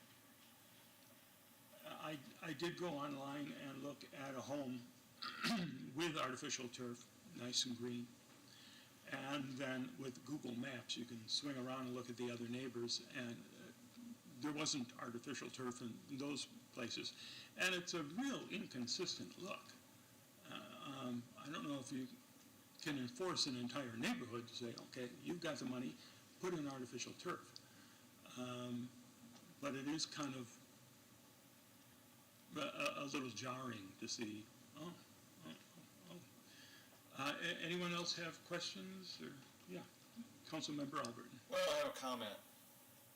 And I know that I guess first noticed that the city was using artificial turf at Crest Lake Park because there's a mound there that around where the kids play, and I noticed it was artificial turf, and I didn't think that we had anything at the time, any kind of ordinance against it. I mean, we had an ordinance saying live turf, but I think probably you noticed that it was there, and then you know that we were going to have to put it in at the sound, and then of course ball fields require it. So I know you came back to us. When was that? Like last year, and actually put it into the code that just the parks and just the sports field should have it and nobody else. So I was a little disappointed that we didn't have more discussion on it that time. I think technology has changed a lot since 2011. I think what they produce now is a lot different than what they produced back 22 years ago. So, or even 10, 12 years ago. So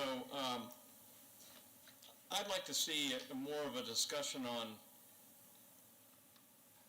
maybe I think some could be used in the LMDR application.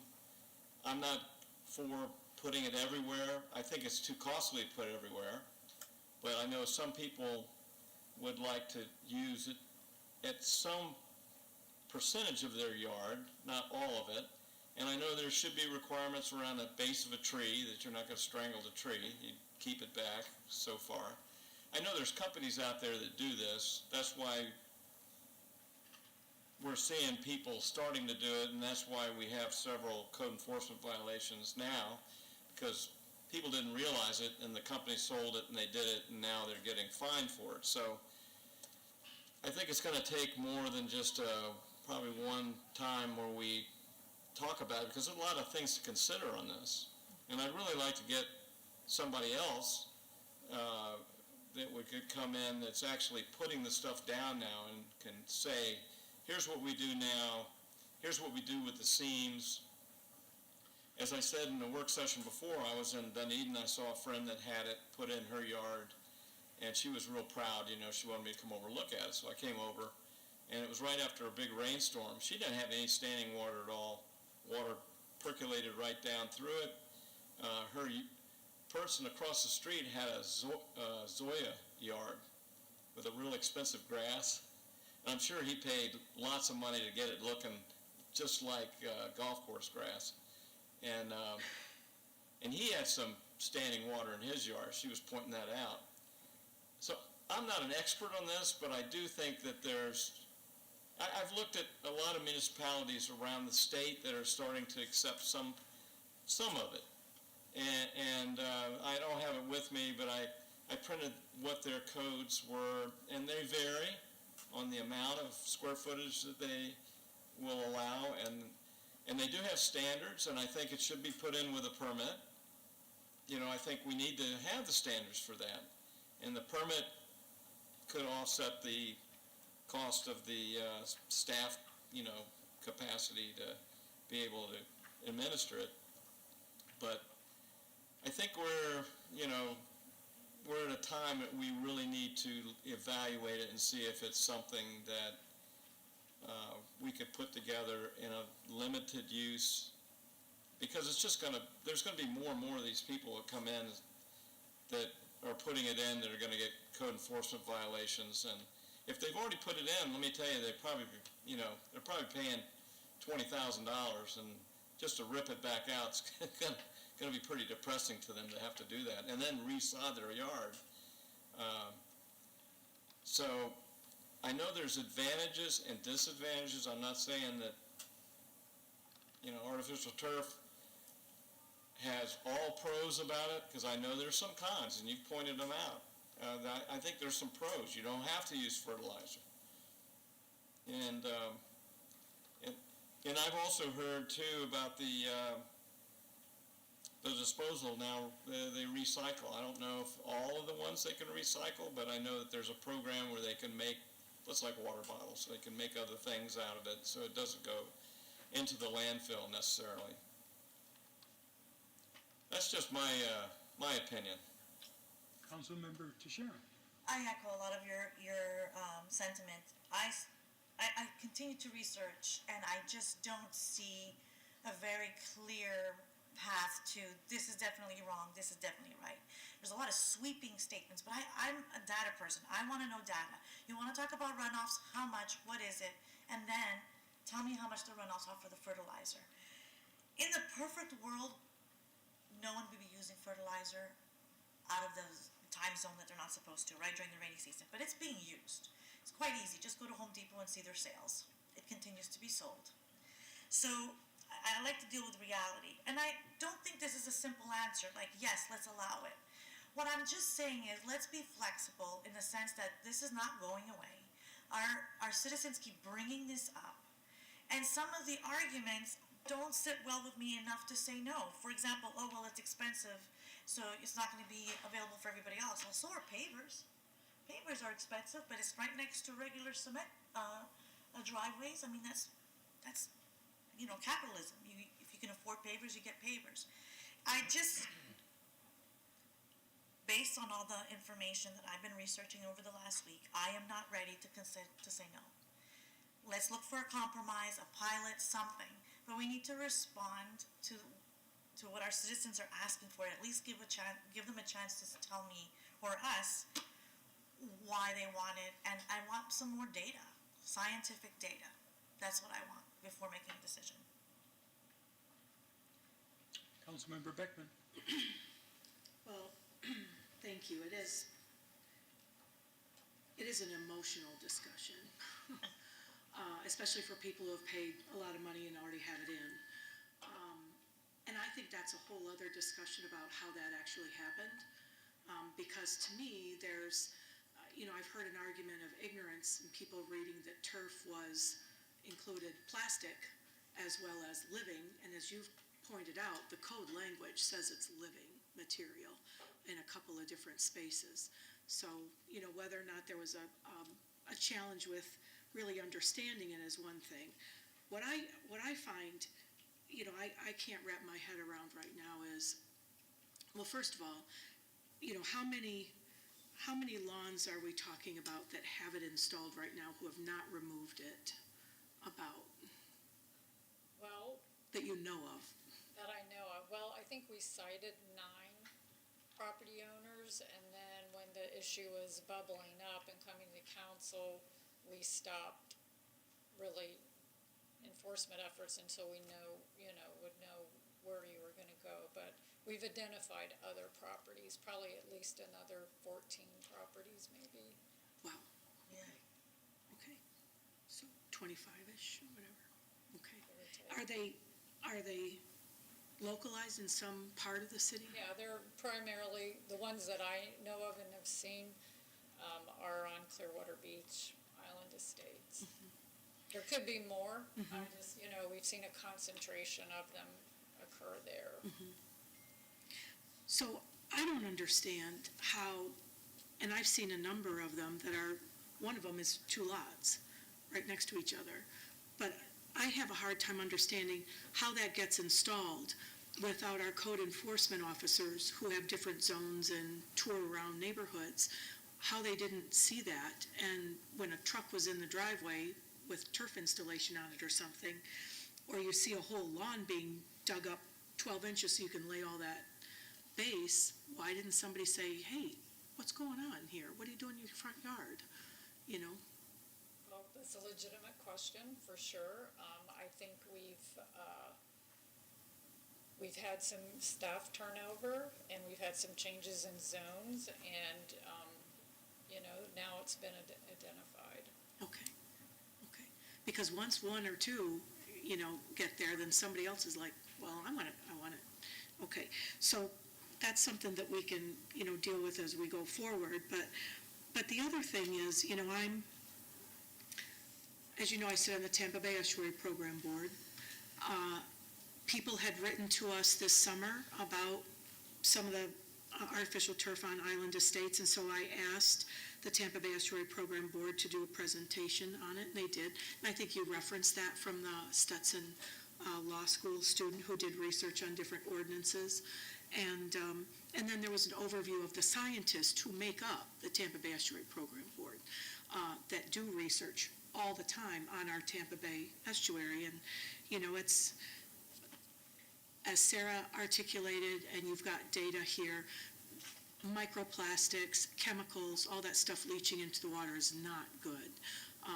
And so, if we want to get more research about what are the pros and cons of plastic turf versus natural turf, we can still, go down that path, which it seems like what you want to do. That's fine. And I would suggest that we do that. I had asked, so when I asked about the Tampa Bay Estuary Program Board, they did do that presentation midsummer, but we did as a board give them direction to spend more money and do more thorough research for next year. So hopefully that'll be coming, which can be another data point. But I think, for whatever reason, we have these residents who have artificial turf on their lawn right now. So out of the 25 or so, you said some have removed it? Some off the beach have removed it. We had a couple of properties that were recently cited, and they removed it. I know one was in Skycrest, and I forgot where the other one was. Okay. So, and the slide that you had there about, I think it was titled Factors to Consider, about how much in the front yard, in the backyard, all that kind of regulatory stuff that is really staff intensive, labor intensive. And how are you going to enforce it, equally? I mean, it just seems really hard. I think that's worth a more extensive discussion too. So my thinking right now is we allow the people who have it installed to not require them to rip it up, kind of a grandfathered in with a hard pause and really firm communication to people about what our current code says, which is, no artificial turf right now as we study and research whatever changes we may want to consider. I don't want to be punitive to somebody who spent $20,000 or $40,000 putting in turf, but the code says what the code says, and we're not rewriting the code tonight. And I think after more data and stuff, we can think about it. I think we need more conversation on this. Well, that seems like obvious direction. Do we have the public make some comments, or? We have a presentation. Oh, we do have, okay. Can I just get clarification on what you would be expecting when we come back? Is it presentation by, more scientific kind of presentation? I mean, I want to be clear about what we need to do to come back to you on this. Do you want to wait to hear what the citizens have to say? Well, I think, I like the Florida-friendly 9 policies. Those make sense. Those have been presented to the Big C that I sit on as well, those barrier island communities who are right on the water, and they were, all on board with Florida-friendly recommendations about that. Are we going to say something like, well, I want 8 scientific articles on this and 8 on this? I mean, what's enough for the scientific, information? Because I think more information might be what it look like. That's the big question. What is all that going to look like that she has there about those considerations? And the other thing is, I am not an expert on artificial turf. None of us are. Maybe we should have somebody that is come in and talk to us about maybe how they install and how, because my question would be too, is it pervious or impervious? And how would we label that? Is, from what I've seen, at least just a couple of yards that I've seen, it seems pretty pervious, and I had a sample, I was going to bring it in, of a piece of turf and looked at the backing on it. That backing has holes in it, so it's not really getting through that's concerning. It's the compaction of the ground underneath. The liners? There's no liner, but if they use a crushed concrete or something, I don't even know what they use, but they use something that's compacted that they roll this out on that makes it even. But I think part of what you just said is that's some companies. I think you have a bunch of companies, and there's no way to say those things conclusively for every company and every product. The standards for it. Well, if you look at signs, for example, like even a sandwich sign, it is very particular, right? It can't be this plastic, it can't be this. We already have complicated, in my mind, codes. Something as simple as a sandwich sign has to comply to measurements and even materials. So, it's done before. So when I'm looking at more information, I would be thinking, let's have some comparatives of what other people are doing, just kind of get us in that direction, get us some more scientific data, maybe have a formal presentation from an expert of the turfs, and then maybe an expert environmentalist. And that way we can have an educated educated decision. However, I do like what you said. Let's not penalize the ones that have done it. Let's leave it there until we decide and get more information. But make it very clear that anyone that does it after today that's too bad. Is that something? And then, of course, if they do it after today, and we don't notice it for a year or so, do they get grandfathered into? That's easy. When you pay $20,000, you have a receipt. You can also call to the company and ask. So when there's a will, there's a way. You know when it's done. Besides, all the neighbors are going to know. Believe you me, when you put $25,000 worth of turfs, your neighbor knows, and they'll report you probably. So, but I would like to hear from the citizens, hear their perspective. Let's do that. Mr. Powell? Oh, Sarah was gonna, and feel free to come up Oh, you have with more? your suggestion. Since the Tampa Bay Estuary is doing a study, maybe a good time to come back and have all of this comparison information is when their study is done, and that way we can look at what their information is, and then industry information, and we'll have plenty of time to look at what other ordinances are and that sort of thing. When does that do? I don't know for sure, Sarah, do you know? I don't know for sure. I have a meeting tomorrow, is the board meeting, so I can ask Let us know. tomorrow. Okay. all right. Thank you. Mr. Powell, are you here?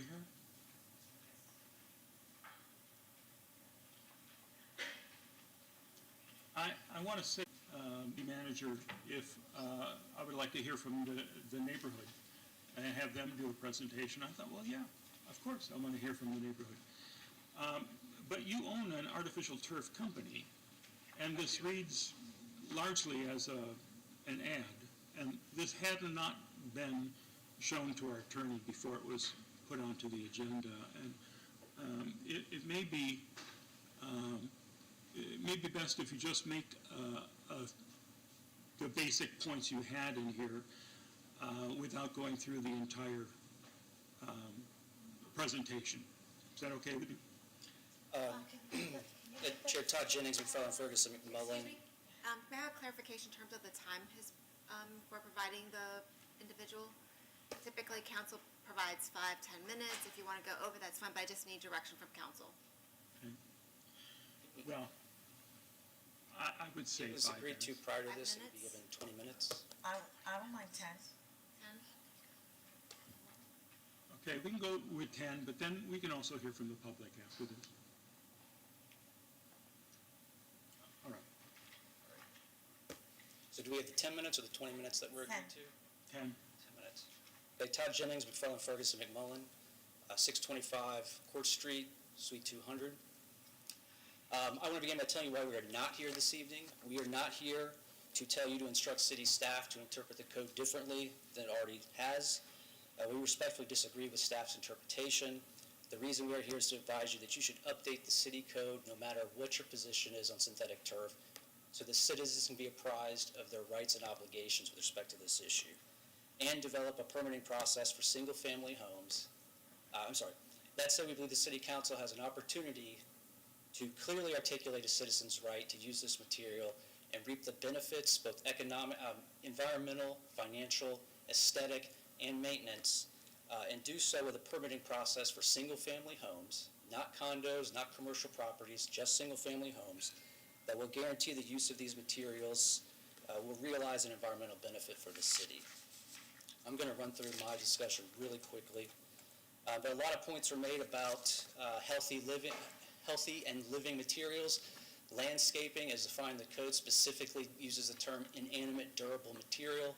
That is a very inclusive language. There is no exclusionary verbiage in that language whatsoever. Now, for the sake of time, since we were expected 20 minutes, I will quickly say that turf, as defined by Webster's Dictionary, because it is not defined in the code, is an artificial substitute for grass. Inanimate and durable materials are used all across the city of Clearwater, and if you adopt the proper code and standards, synthetic turf can provide the exact same benefits. The same with respect to this idea that the language healthy live condition is an express prohibition of turf, I would divert the city council definition of landscaping. The fact that it specifically references inanimate durable material. So if you apply healthy live condition to inanimate durable material, how do I keep my rocks alive? How do I keep my seashells in a healthy and a living condition? It sounds nonsensical, but that's the point, and that's why the code needs to be updated. So I've talked very briefly, I just want to hit on one jurisdiction that has enacted the synthetic turf ordinance, that's Surfside, Florida. And Surfside, Florida applies it only to single-family homes. There is a permitting process. The regulations set forth in the code do not allow for impervious surfaces. There are a score of requirements. It has to be manufactured in the United States, so you know exactly what you're getting. It has to your attention is if you move forward with considering an ordinance on this issue, you can be as creative as you want to be. He has operated Forever Lawn for 14 years. He's conducted projects, both residential and commercial, across Tampa Bay, including the Sound in Coachman Park. So I'm going to turn over to Mr. Powell to get into the meat and bones of synthetic turf. Thank you. I'm Chris Powell. I'm Forever Lawn in Tampa Bay, and it is a pleasure to talk to you guys. And I hope I can be a resource for you. I'm not in here as a salesperson. I'm not. I own dealerships in Tampa, and we operate across the state. If you look at Forever Lawn as a whole, we have discussion. If you look at synthetic turf as an industry, it's a 50-year-old industry. It started in the 70s. The progression in all of that condensed in a very short time frame. So it begs more discussion. If you look at it, at how it's been adopted across the U.S., early adoption was in the West. They didn't have water. So things that saved water were a priority. There's cities out west that give rebates back to homeowners for installing turf. So literally per square foot, they give rebates back to encourage the use of artificial turf because it saves water. That's their priority. It's moving east. It's more of an emerging technology in the east. It's getting adoption. You're not the only municipality dealing with this. So one resource I want to mention quickly, Synthetic Turf Council. Synthetic Turf Council is international. It's the industry association for synthetic grass turf industry. So Everlawn in Tampa Bay. That organization has all the standards and has manufacturers on testing, and so they're a good voice to be represented in these discussions as you're evaluating all the options. The only reason I have the fields up there is I want to speak to permeability real quickly, and then I want to get to some samples with the 4 minutes I have left. We're doing our third field with Hillsborough County that are over rain collection tanks. You have the turf field, you have stone base, it's 15 inches of stone, and then you have rain collection tanks the entire span of the field. If it were not permeable, why would you do that? It's completely permeable. So all of the products that I have here are permeable from 37 inches per hour to 3,000 inches per hour. It percolates. What determines the percolation of the overall system is the base that you have under the turf. So if you use crushed concrete, it's going to sheet flow. It's not going to perk. And perk is short for percolation. If you use washed limestone, which Florida is built on limestone, it's a naturally occurring substance. If you use washed limestone, you're not limiting that water flow down to the dirt layer. The dirt layer becomes your limiting factor. If you use washed granite, it's going to be there longer than our lifetime, and it's going to hold its structure, and it's going to percolate through. So you're looking at the overall system. The turf is not the limiting factor in any of our implementations. It's what you do underneath the turf that determines the overall percolation rate. But again, on that field, there's no engineer that would design that. It's our third one with Hillsborough County. All of the water's going through the turf, through the stone, to the rain collection devices, then circulated back to the campus for the landscape irrigation. So I wanted to speak to that specifically. Let's move through some of these. Real quickly, we have contracts with Hillsborough County Schools, Pinellas County Schools, Sarasota Schools, Hillsborough County Parks, the City of St. Pete, all for installation of turf. It consists of fields, it consists of playgrounds. The one that we moved through quickly is courtyards in schools. I'm seeing that adopted rapid fire. What the teachers are finding is now they have an opportunity to take the kids out of the classroom, sit under a tree, do outdoor classroom activities because the kids aren't getting dirty, they're not picking up the dirt, they're not picking up the parents are happier. They're using outside areas that they didn't use before. That is the same reason homeowners are doing it. When you have dogs, when you have these samples, one thing I want to hit some points with you. Turf is able to be recycled, but what I don't think has been mentioned in any of this, it's already 70% recycled when it's first done. The backing that's on this product is made from recycled plastic bottles. There's a white paper on all the plastic bottles coming from Yellowstone Park and being recycled into this synthetic fabric that's on the back of these. This is a soy-based foam. So when you install this, the turf and the plastic blades is already on its second generation. So when turf first evolved, it was seen as a good option for recycling plastic and getting a use. Now you're getting to the end of life of these synthetic turf projects, and we're finding so improving. I have statements from not only our company, but a competitor company. There is no PFAS used in the production of our turf.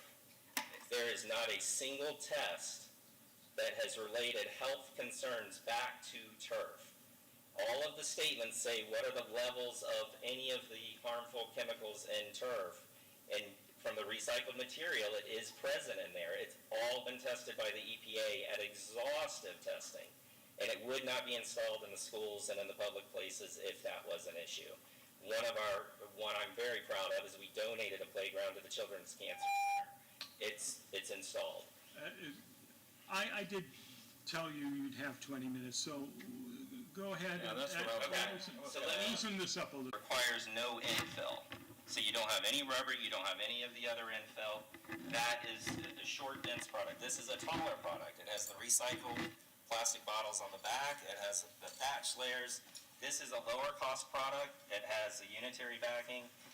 This is our Playground Grass Ultra. It has antimicrobial and anti-static built into the blades.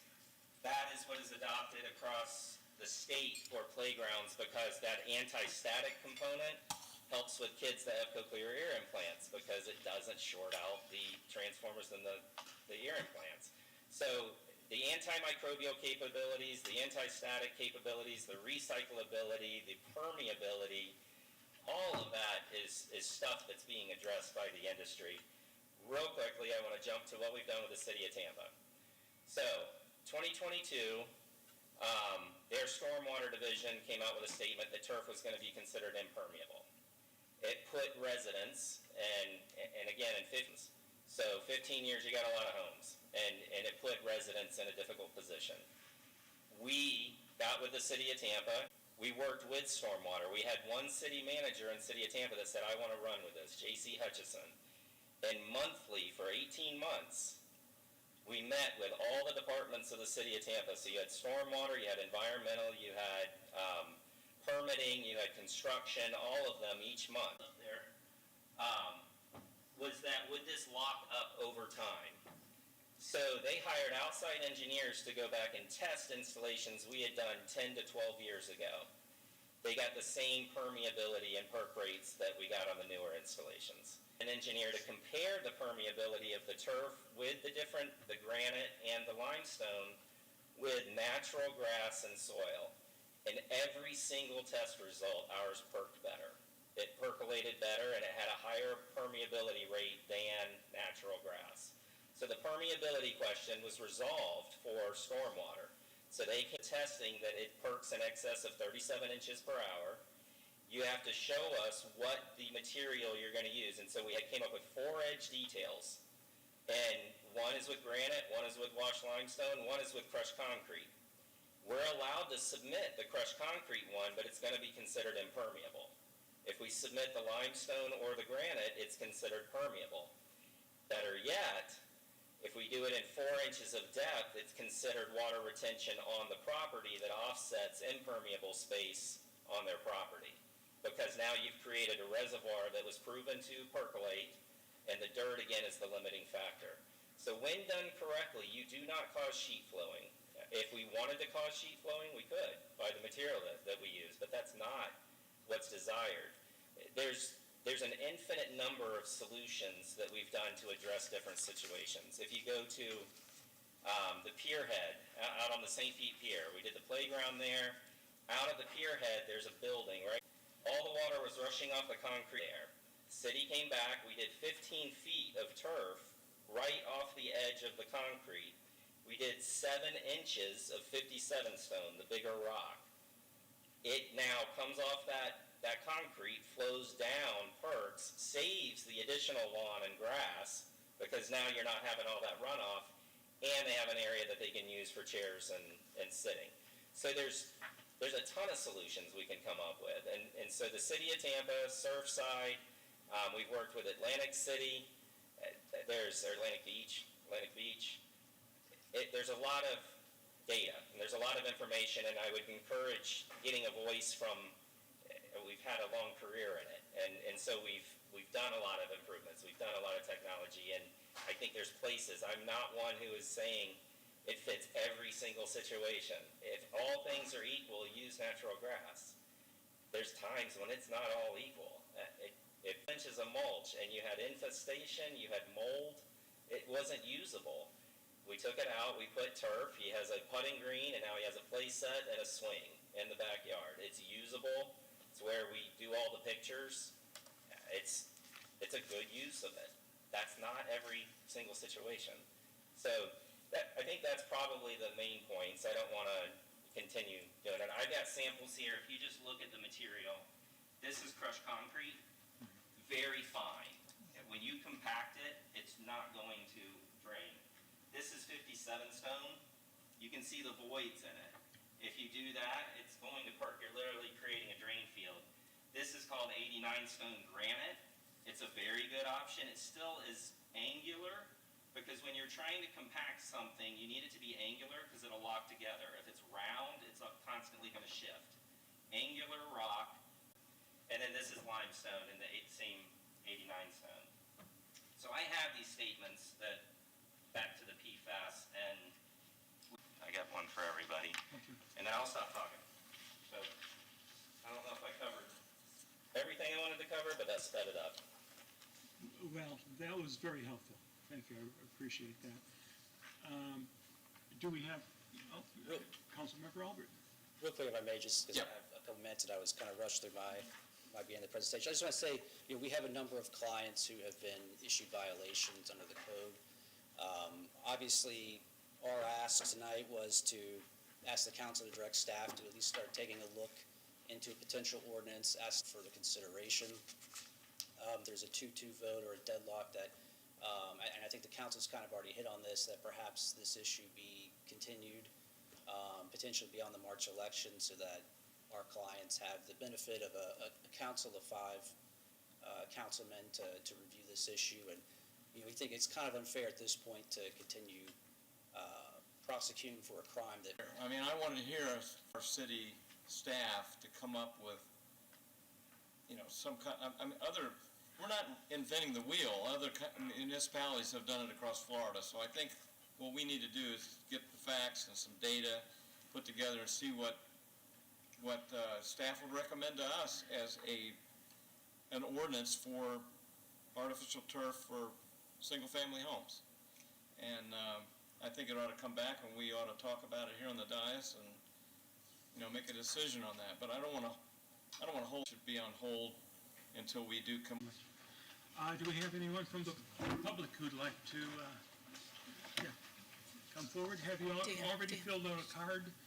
If not, after you speak, fill out a card and make sure that it gets to our city clerk. I actually have a group speaker, so I think I'm entitled to 4 minutes. Minutes. Okay. Good evening, council members and staff. My name is Christina Beatty. I'm a proud resident of Clearwater Beach for the last 16 years and a code violator. Sorry. Thank you for allowing these conversations regarding is a controversial topic within the city and the community. The required conversations were necessary so appropriate changes are made to code to provide transparency without question. Now we have the opportunity to update the outdated. I watched live to Monday's work session. I felt there was a lot of outdated information presented, information not current with today's artificial turf. As with everything artificial turf, and the conversation is in Clearwater as one of our approved percolating landscape coverings.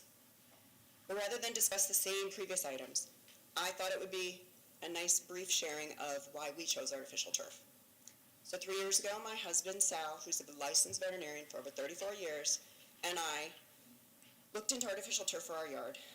We had recently lost a dog to cancer, with indications of that cancer being comparable to non-Hodgkin's lymphoma, brought on by pesticides and fertilizers such as Roundup. In addition, our dogs were itching and licking due to allergies from grasses and bugs, requiring additional medications. We also were near our grandparents, and we needed to consider all options that would be healthier for our family. We researched several artificial turf companies and reviewed the current codes on the website, but not finding anything saying, therefore, eliminating any additional outside chemicals and offering a cleaner, safer place for all of us. So moving on, I would like to say that I totally agree with making artificial turf a permitted item. This will allow consistency in the community and allow control over the quality and installation standards. I feel confident our product and installation would pass those requirements and meet codes. For maintenance, there's minimal maintenance.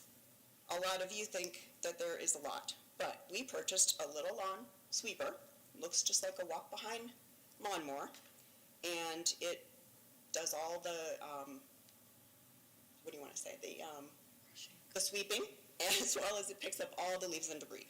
My neighbors smile and maybe even giggle when they see me pushing it around. We have not experienced any wear or tear, and it continues to look new. Cleaning our turf is also not an issue. Many of the neighborhood dogs come play and roll on it, and of course potty on it, and we've had no odor issues. And that is a benefit of the infill. If necessary, there's plenty of non-toxic, organic, environmentally friendly products available to clean it. Lastly, I'd like to ask our friends, neighbors, and residents that are here and in support of artificial turf in Clearwater and agree that amendments need to be made to please raise their hands. This is truly a small representation of residents that would appear if Mannheim Steamroller wasn't playing and if it was a more publicized meeting and if a public vote was needed. We then might need to borrow the seats down at the sound. So I, again, want to thank you for your time. Thank you.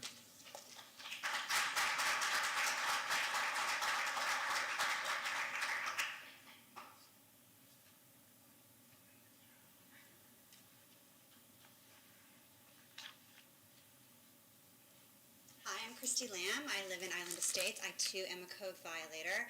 I was diagnosed with Hashimoto's disease, which is an autoimmune disorder where my body attacks my thyroid.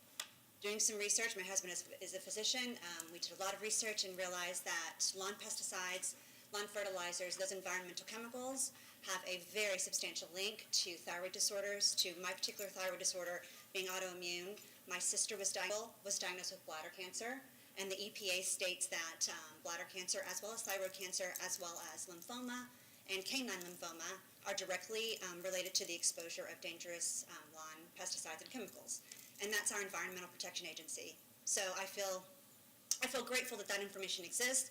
I was able to make the choice to install a turf that did not have endocrine disruptors, did not have PFAS, did not have any sort of chemicals that would harm my health. We also had a dog die from cancer, as Chris did as well. And so those things came together. We installed our turf, and we couldn't be happier with the result.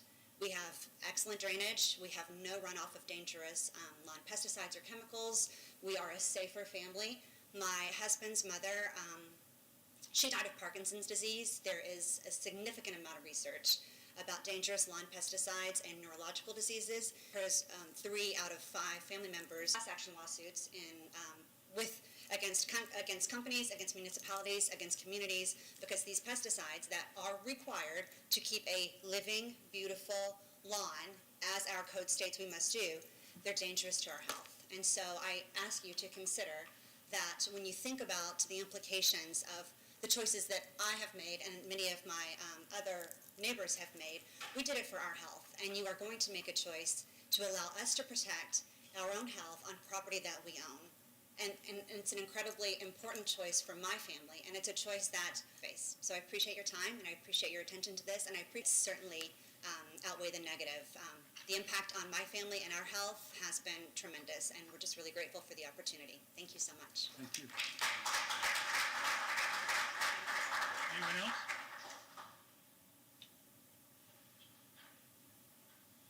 Again, if you haven't filled out a card yet. Which spoke in a black dress. My dog, he loves that grass. When I was looking at, but his personal opinion. When I was looking at the slide, facts to consider. Facts. The words is facts.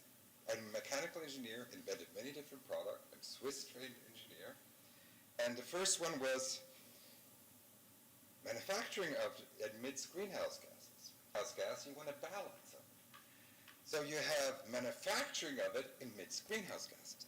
But you have greenhouse gases emitted with lawnmower, which are normally high emitting machines, the people who come every week, etc. So that would have to be taken in consideration. What is the balance of it? The balance is key, not the one product. From the mechanical and then from an engineering point.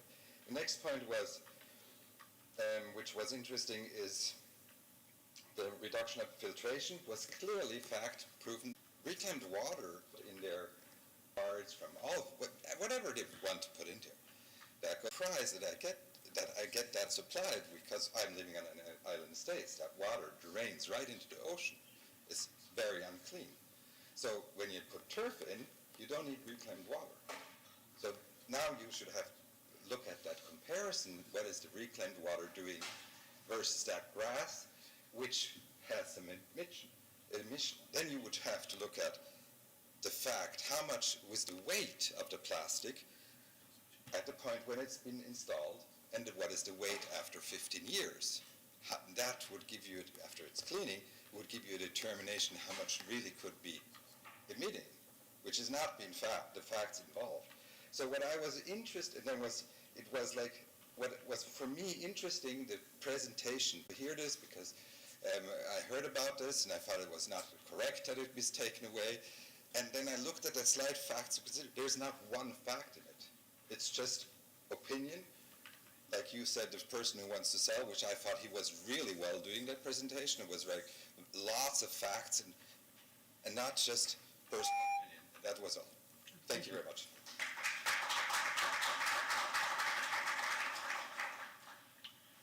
Anyone else? All right. Well. Oh, I'm sorry.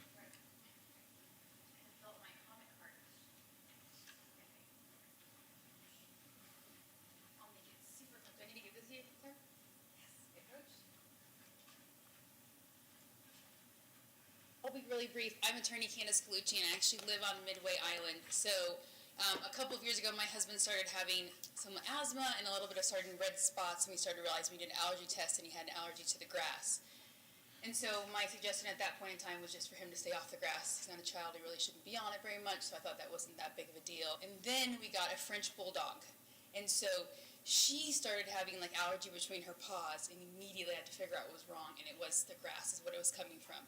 So then it became a live issue for me personally. My husband wanted to know why when he had an issue, why that wasn't an issue, but when the dog did, everything needed to stop. So that's when we looked into turf, and so we did the turf. Beautiful, it's absolutely, I mean, you guys are looking into the health benefits, and you've heard the other attorney and the experts speak already. And so we did it, and then we got the violation. And so I just want to start by saying that I thought I was going to have to come up here and speak about different things, and the way you guys have handled it already, the way each of you talked about it, wanting to know what the facts were, and are willing to look into it, and really willing to even go, hey, you guys did this, and probably should have seen it in the statute. Even when we looked at it afterwards, we just definitely didn't know. And we're willing to understand what is the risk, and what does that look like financially to pull it all up. So I just want to say I have the utmost respect right now for the board, and thank you for looking at it that way and going, hey, let's look into it, and let's figure out what is the best way to go about this for the residents. So that's really all I have to say is thank you for that. We'll be a part of it in any way that we can. We'll help you in any way what that looks like, and we'll be further to be of assistance for you. But like I said, I know it's not easy to sit in the position that you guys are, but to look at it differently. I've been in front of councils before, I've been in front of appeals courts before as an attorney, and so I just to say is you guys really took it on and said, you know what, we're hearing what people are saying, we're listening, we know it's already written in the code, but we're not willing to just go ahead and look at it blindly and go, it's black and white, but we should just punish everybody. So I want to say thank you for that, and I look forward to seeing you guys how you resolve that. Thank you very much.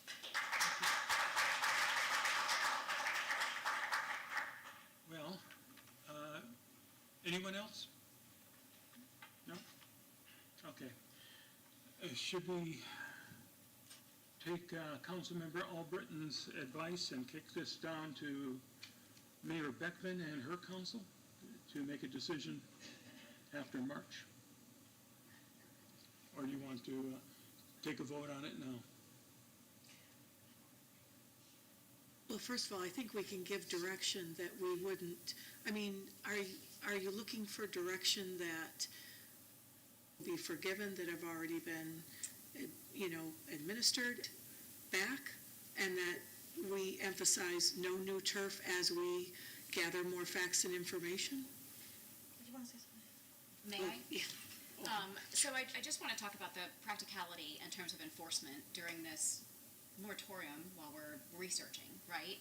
So I understand that council's contemplating that, a grandfather clause that'll allow those that have had installed by a certain date to stay. But from an enforcement standpoint, that's not going to be code enforcement asking for receipts to see if they're going to cite them or not. So I just want, to make sure that we have a clear understanding in what we're asking of staff, and make sure that makes sense. So if the direction of council is to pause, that's fine. I just want to make sure that we understand in terms of from a code that's sustainable in terms of asking them to do it from that standpoint.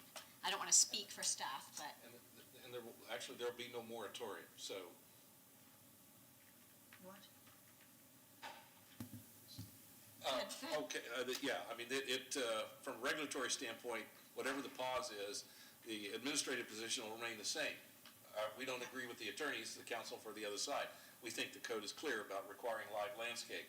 Having said that, our administrative position will remain the same. If somebody calls up, can you do this? It's not legal to do your yard as astroturf, plastic grass.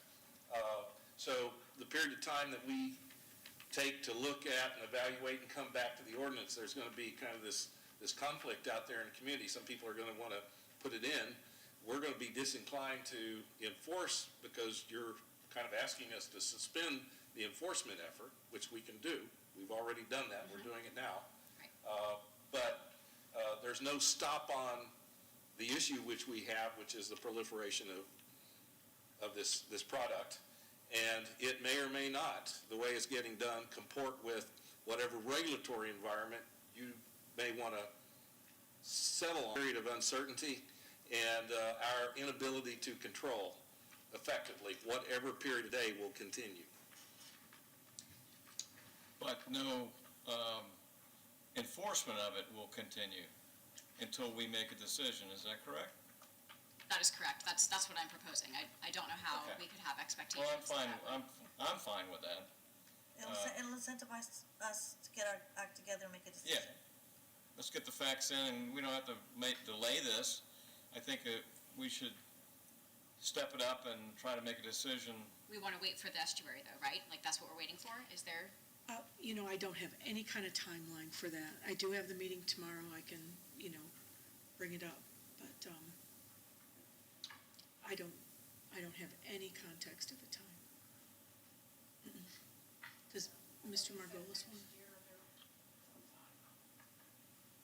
Yeah, Mr. Margolis? Yeah, I want to be careful not to comment on the policy wisdom behind it, but just to kind of talk about some of the procedural aspects to think about. So on a procedural posture, you've got some people who have already been issued notices of violation, as we know. So that's kind of one group of people. The second group of people are people who have not been issued notices of violation yet, but could be in the future. It could be complaints, code enforcement's responding to complaints. They could get a complaint tomorrow or a complaint next week. So kind of a future group.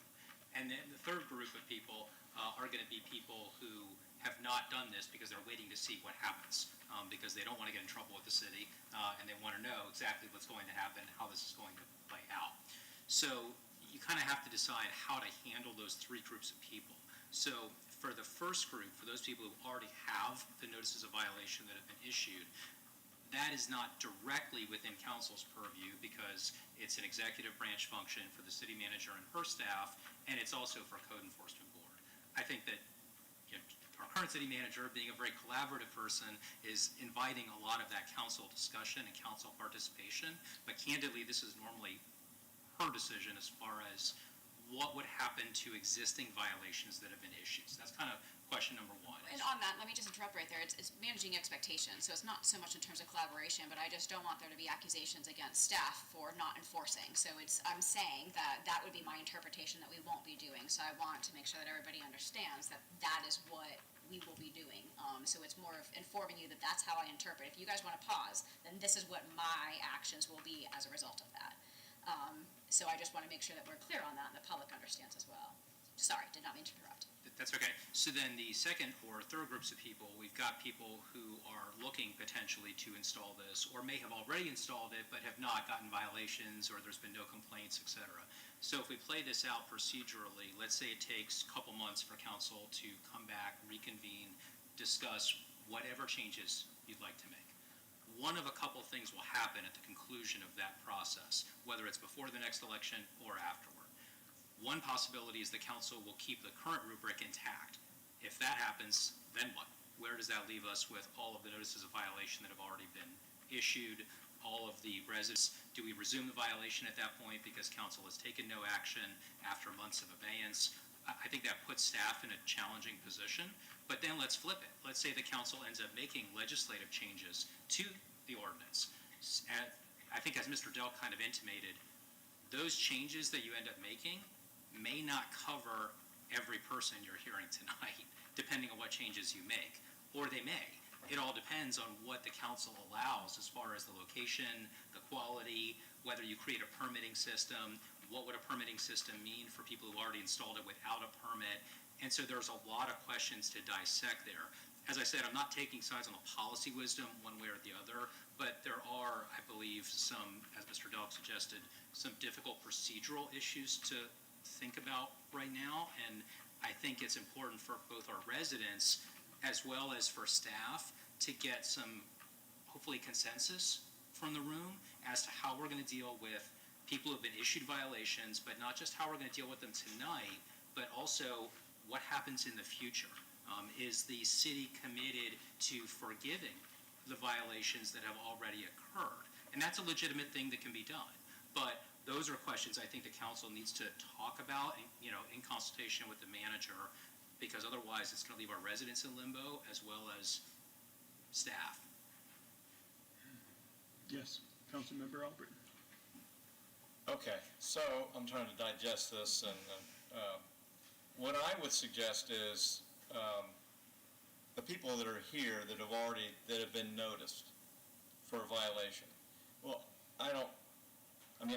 it could be that when we end up talking about this, and let's just say we do accept some type of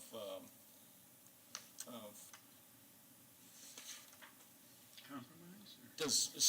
Design, whether it's in square footage or, we say it has to have a certain standard or this or that, which we've got this all to work out. And we come to an agreement on that with staff. I think then it goes back to the people that have got the violations. We got to look at each one of those and see how it fits into what we've decided is going to be what we're going to accept. So it may not be everybody is off grandfathered in. It could be, because there may be some that I wouldn't agree with, or when we come to finally a definition on what we're going to accept for the artificial turf. So that would be one. We'd come back to that, and we'd have to look at each case on that. As far as the people that are thinking about doing it, well, staff should just say, well, it's not legal to do it now, but council is looking at this to come up with a code possibly that will change that. Don't do anything until we decide what it's going to be. That could be something the staff could easily say. I just don't want these fines to be accruing while we're trying to figure it out. No, I don't think the fines should be accruing. We have a stop on that right now until we come up with whatever we're going to come up with. There's no fine, so just want to make sure you knew that. Okay, well, so we're just putting a stop on that right now until we can come together and come up with some kind of whatever we come up with. I don't want to say that we're going to come up with something that is beneficial for our artificial turf, but probably we will. Other municipalities have done this. We're going to come up with something. We're going to agree on something on this, but until that happens, they should be on hold, and the new people should be told, don't do it until we finally decide what that's going to be. Well, how does that sound? That's what we'll do. It just won't have a lot, may not have. Right, and I will tell you that, there are inconsistencies now with what, some of the more, what are touted to you as more liberal ordinances about use of, the turf material in some of these jurisdictions. Those jurisdictions are not carte blanche remotely. So we have a number of instances on the beach of install situations that will not comport with the majority of the ordinances that even allow it. So there are going to be, and I think the city attorney alluded as well to that, most jurisdictions don't allow it in the right of way. Well, that's what I'm saying. We have those. We have to look at each case and see what we come up with, if it's going to fit in the box. That's right. Okay. I mean, I'm not hearing anyone saying, let's just allow it, just allow it to everything, to everyone and every situation. I mean, that's not what I'm hearing. I'm hearing, let's think about it. Let's see what we can work on after we make a decision whether we should go forward. But do you think it's doable now? Are you hearing something that you can work with? I think we know what your direction is. Okay. The direction's understood. Okay. I mean, there's so many variations, so many facets of this to talk about.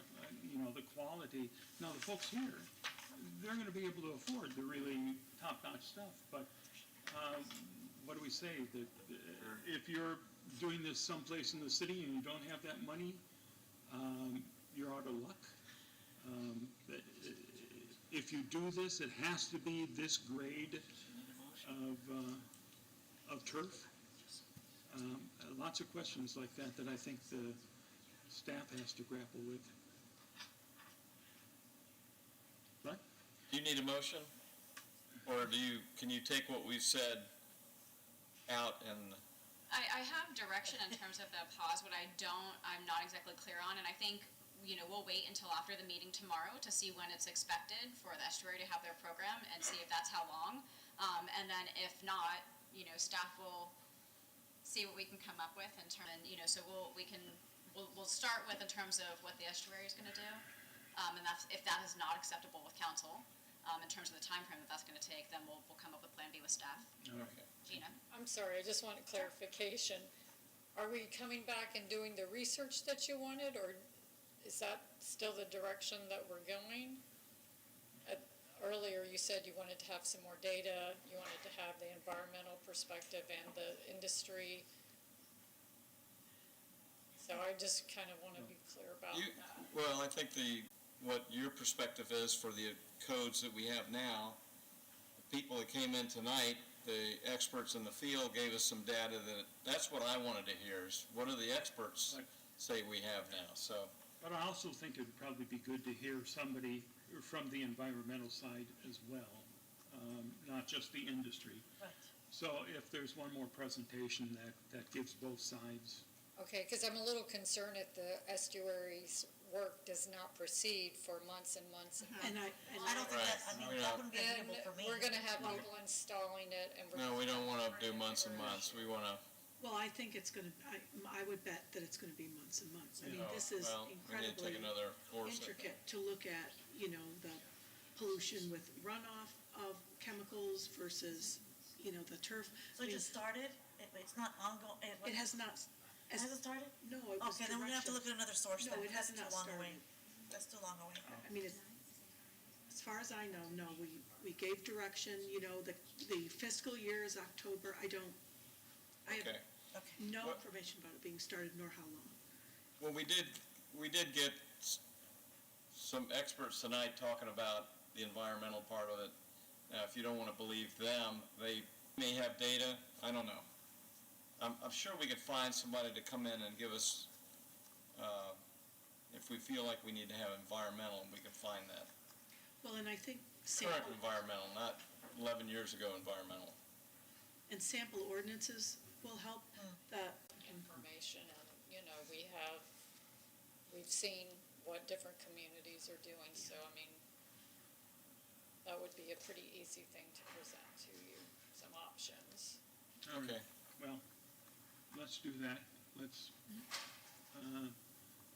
get that information. Sorry, David? Just to make sure I'm hearing correctly, especially if there's not a motion, and that's okay, there doesn't necessarily need to be one, because this is more conversation and discussion among staff, with the public, with council, so I don't know that it necessarily needs a motion, but I just want to make sure that I'm reading back what I'm hearing really for my benefit, and also to make sure that, I can direct my team and that the manager and I can communicate. So what I'm hearing is that the council would like to see a temporary pause of enforcement of the artificial turf prohibition until the council has an opportunity to regroup. So that's kind of point number one, is kind of a temporary pause on that. Number two, what were some things to think about are what are the timelines of that in terms of how long could that be? And we kind of heard some mixed things because we don't really know, to be honest. And so council has to go into that kind of with your eyes open. We don't know exactly how long that's going to be, but there's going to be a temporary pause for some period of time while that's being investigated, while the data is means that when there's a temporary pause, if there are new violations that accrue or new complaints that come in, that we will not be acting upon those as they come in. And so I want to make sure everyone understands what that means. Again, taking no position on it, because code enforcement is a discretionary matter for the city. I'm confident that legally that's not a problem. We are not obligated to enforce our own code to the maximum extent, or candidly even to any extent, but that is a consequence that I think the council needs to understand of going into this. On the other hand, if someone affirmatively asks Mr. Delk or his team, what do we think about this, or can I do this here in the city, the answer right now is no, you cannot. And so that would affirm the administration's position, as Mr. Delk said. For our residents here tonight, I think for their neighbors, it will be important for them to understand that although there is a temporary reprieve that's been granted, we don't know what the council is ultimately going to do. Ultimately, the council may end up keeping the current plan, or you may end up revising the ordinance in a way that does not include every person who has done their turf. And as Councilmember Albritton said, we don't know each person's property. We don't know what quality of product they used, or where they put it, or all of those things. And so until council makes those legislative decisions, that reprieve that is being bought now for the property owners may not be permanent. And I think they need to understand that it may not end up ultimately covering all of them, depending on what council ends up deciding to do legislatively. So that's the way I'm hearing the discussion tonight. It seems to me like there's more or less-ish consensus. I'll say consensus-ish, which is usually about as close as I can ask for. So if there's consensus-ish, that's the way I'm hearing it. Yeah, I would concur. I want to just, again, in terms of managing expectations, we would expect from a staff response, if, guessing that the estuary is not going to have a timely enough response for what we need, staff could come back in January. I don't know that it would be realistic to think that staff could come back with what this ask is prior to that. Is that understood? Okay. Understood, absolutely. Okay. All right. Thank you. Well, we can bring the mayor back. See who it is?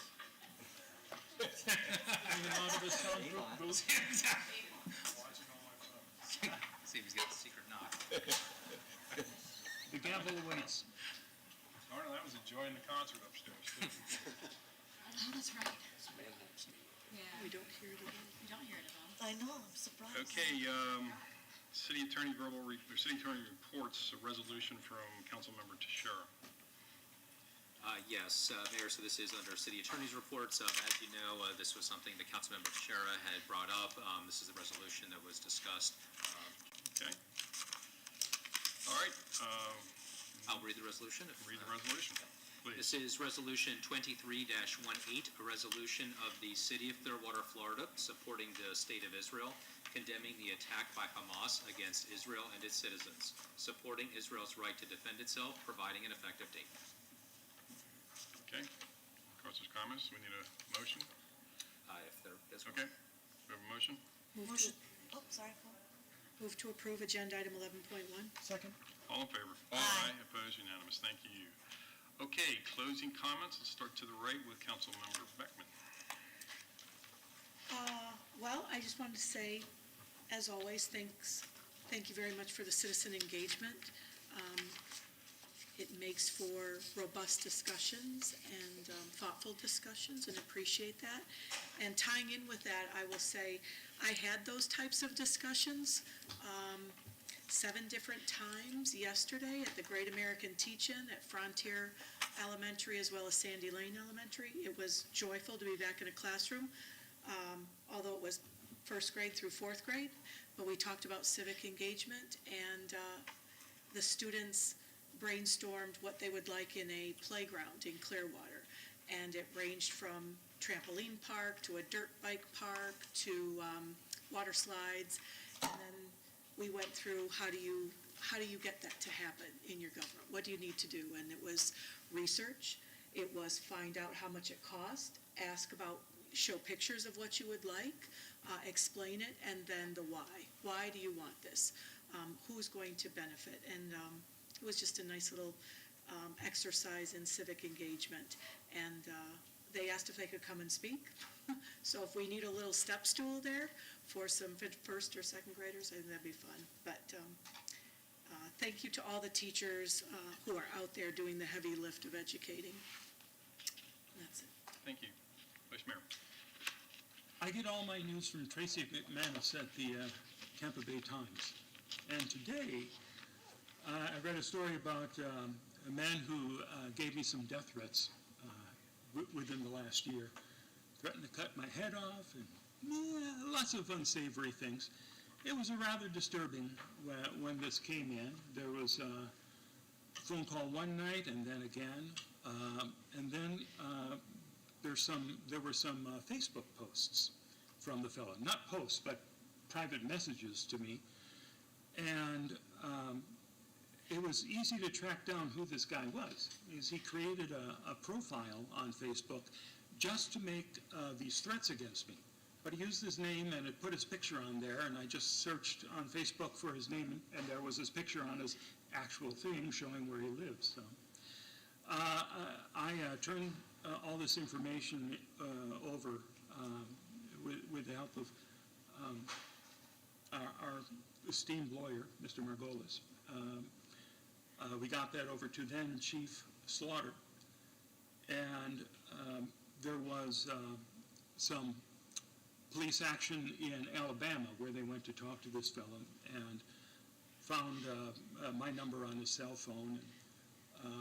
He was brought up here or down here rather, and just a couple of weeks ago, I guess, he pled guilty to a misdemeanor, which I was fine with.